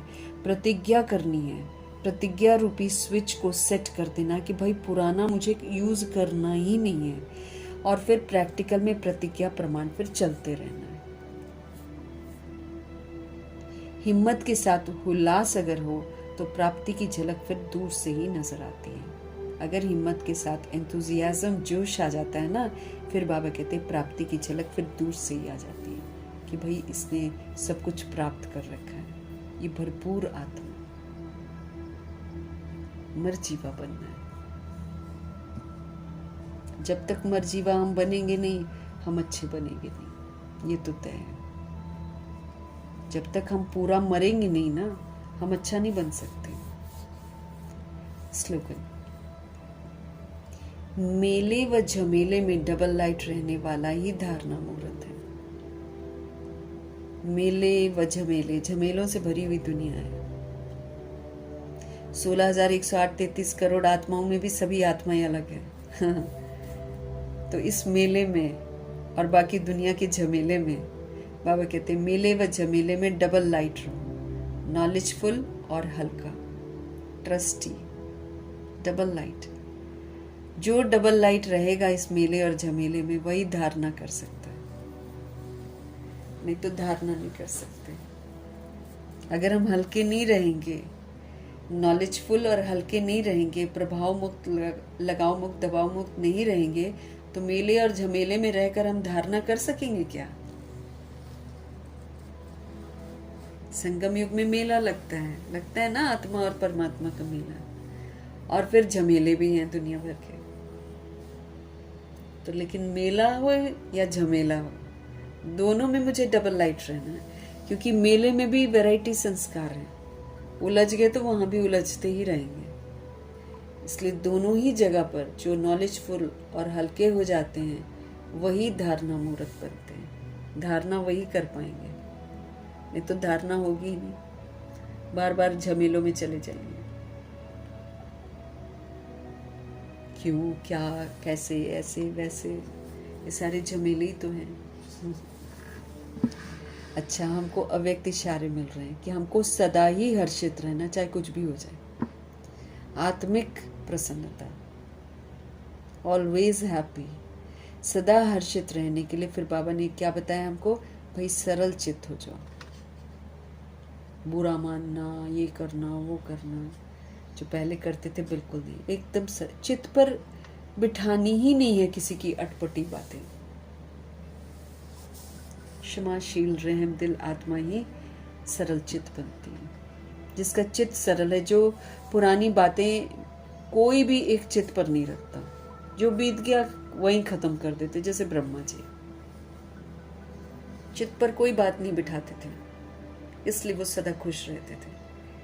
तो अपनी नेचर को सरल बनाओ और फिर बाबा कहते सहनशील बनो। सहन करना पड़ेगा, हमने बिगाड़ा है ना, हमारा बिगड़ा हुआ स्वरूप हमको दिखाई दे रहा है, तो सहन तो करना ही पड़ेगा। हम ना बिगड़ते तो वो भी ना बिगड़ते, अब हम बिगड़े इसलिए वो बिगड़े, तो चुप रहना पड़ेगा, सहनशील बनना पड़ेगा।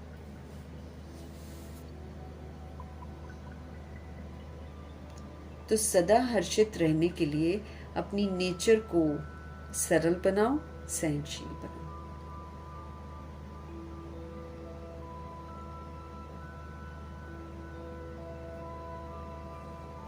आपके हर संकल्प, हर बोल में विशेषता हो।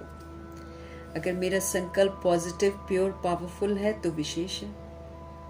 अगर मेरा संकल्प श्रीमत प्रमाण है तो फिर बाबा कहते विशेष है। इसी तरीके से हमारे बोल से अगर किसी का फायदा होता है, किसी को प्राप्ति होती है और वरदानी होते हैं, अहंकार नहीं होता है, तो वो बोल मेरा विशेष है। श्रीमत प्रमाण बोल है तो विशेष है। बाबा ने बोला है वरदानी बोल बोलो, जो बोल मैं तुम्हारे लिए बोलता हूं वो तुम सभी के लिए बोलो। तो आपके हर संकल्प, हर बोल में विशेषता हो। सदा सरल स्वभाव रखो। सरल बोल, सरलता संपन्न कर्म हो, ऐसे सरल स्वरूप रहो। अपनी तरफ से अच्छा करते जाना है, विशेष कर्म करना, विशेष बोल बोलना, विशेष संकल्प करना, किसी से भी प्रभावित नहीं होना, इसको बाबा बोलते हैं सरल चित्त।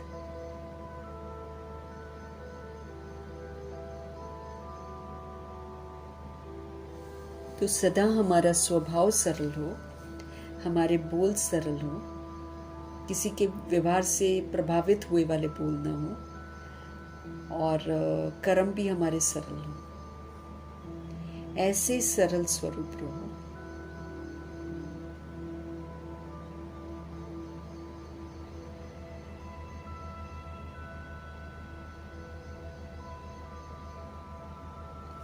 तो सदा एक की मत पर, एक से सर्व संबंध, एक से सर्व प्राप्ति। एक बाबा की मत पर चलो, एक बाबा के साथ सारे संबंध बनाओ, उन्हीं से सारी प्राप्तियां करो। ऐसे एक द्वारा सदा एक रस रहने के सहज अभ्यासी रहो। जब हम एक से ही संबंध रखेंगे तो हमारे बाबा कभी भी ऊपर नीचे, कभी मूड खराब, कभी ऐसा, ऐसे है ही नहीं वो। तो एक उन्हीं के साथ रहकर हम एक रस अपनी अवस्था बना सकते हैं, मतलब निरंतर प्रोग्रेस कर सकते हैं। बाबा कहते इसका अभ्यास करो। एक की मत पर मुझे चलना है, एक को ही अपना सर्व संबंधी बनाना है, उनसे ही सारी प्राप्तियां कर लेनी है, उनसे ही एक रस रहने का सहज अभ्यासी बन जाना है। तो सदा खुश रहो, खुशी का खजाना बांटो, खुशी की लहर सभी में फैलाओ, यही तो सच्ची सेवा है। सदा एक रस रहने के सहज अभ्यासी बनो। फिर क्या होगा, जब हम बाबा के साथ रहेंगे, उन्हीं के साथ सारे संबंध निभाएंगे, तो हम सदा खुश रहेंगे। सदा खुश रहेंगे तो खुशी का खजाना बांटेंगे, खुशी की लहर सभी में फैलाओ, यही तो सच्ची सेवा है। आत्माएं उदास हैं, बेचैन हैं, दुखी हैं, अशांत हैं, उनको खुश करना है, तो फिर खुशी के खजाने से हमको संपन्न बनना है। तो आपके हर संकल्प, हर बोल में विशेषता होनी चाहिए। सदा सरल हमारा स्वभाव हो, सरल हमारे बोल हो, सरलता संपन्न कर्म हो। कोई कैसा भी करे, उसके भाव स्वभाव में नहीं आकर इधर से अच्छा पाठ हमको बजाना है। ऐसे सरल स्वरूप हमको रहना है। सदा हमको एक शिव बाबा की मत पर चलना है। सदा हमको एक परमपिता परमात्मा से सारे संबंध निभाने हैं। एक से हमको सारी प्राप्तियां करनी हैं। ऐसे एक द्वारा सदा एक रस रहने के हमको सहज अभ्यासी बनना है। सदा खुश रहना है, खुशी का खजाना बांटना है, खुशी की लहर सब में फैलानी है। इसी को बाबा सच्ची सेवा कहते हैं। बनकर औरों को भी बनाना, ऐसा बाबा हमको बोलते हैं।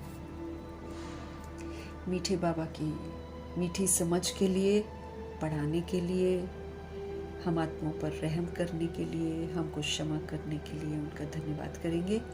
ब्रह्मा माँ का धन्यवाद, जगदम्बा माँ का धन्यवाद, गुलजार दादी जी का धन्यवाद, अष्टरत्नों का धन्यवाद, नवग्रहों का धन्यवाद, एडवांस पार्टी की सोल्स का धन्यवाद, बची हुई जितनी भी आत्माएं हैं सबका धन्यवाद, धरती, आकाश, जल, वायु, अग्नि, पांचों तत्वों का धन्यवाद, ड्रामा का धन्यवाद, प्रकृति का धन्यवाद, माया का धन्यवाद, यमदूत का धन्यवाद, करोड़ों की आबादी का धन्यवाद, साधनों का धन्यवाद, साधन बनाने वालों का धन्यवाद, साथ में रहने वाली सोल्स का धन्यवाद, सहयोगी आत्माओं का धन्यवाद, अविनाशी खजानों का धन्यवाद, समय का धन्यवाद,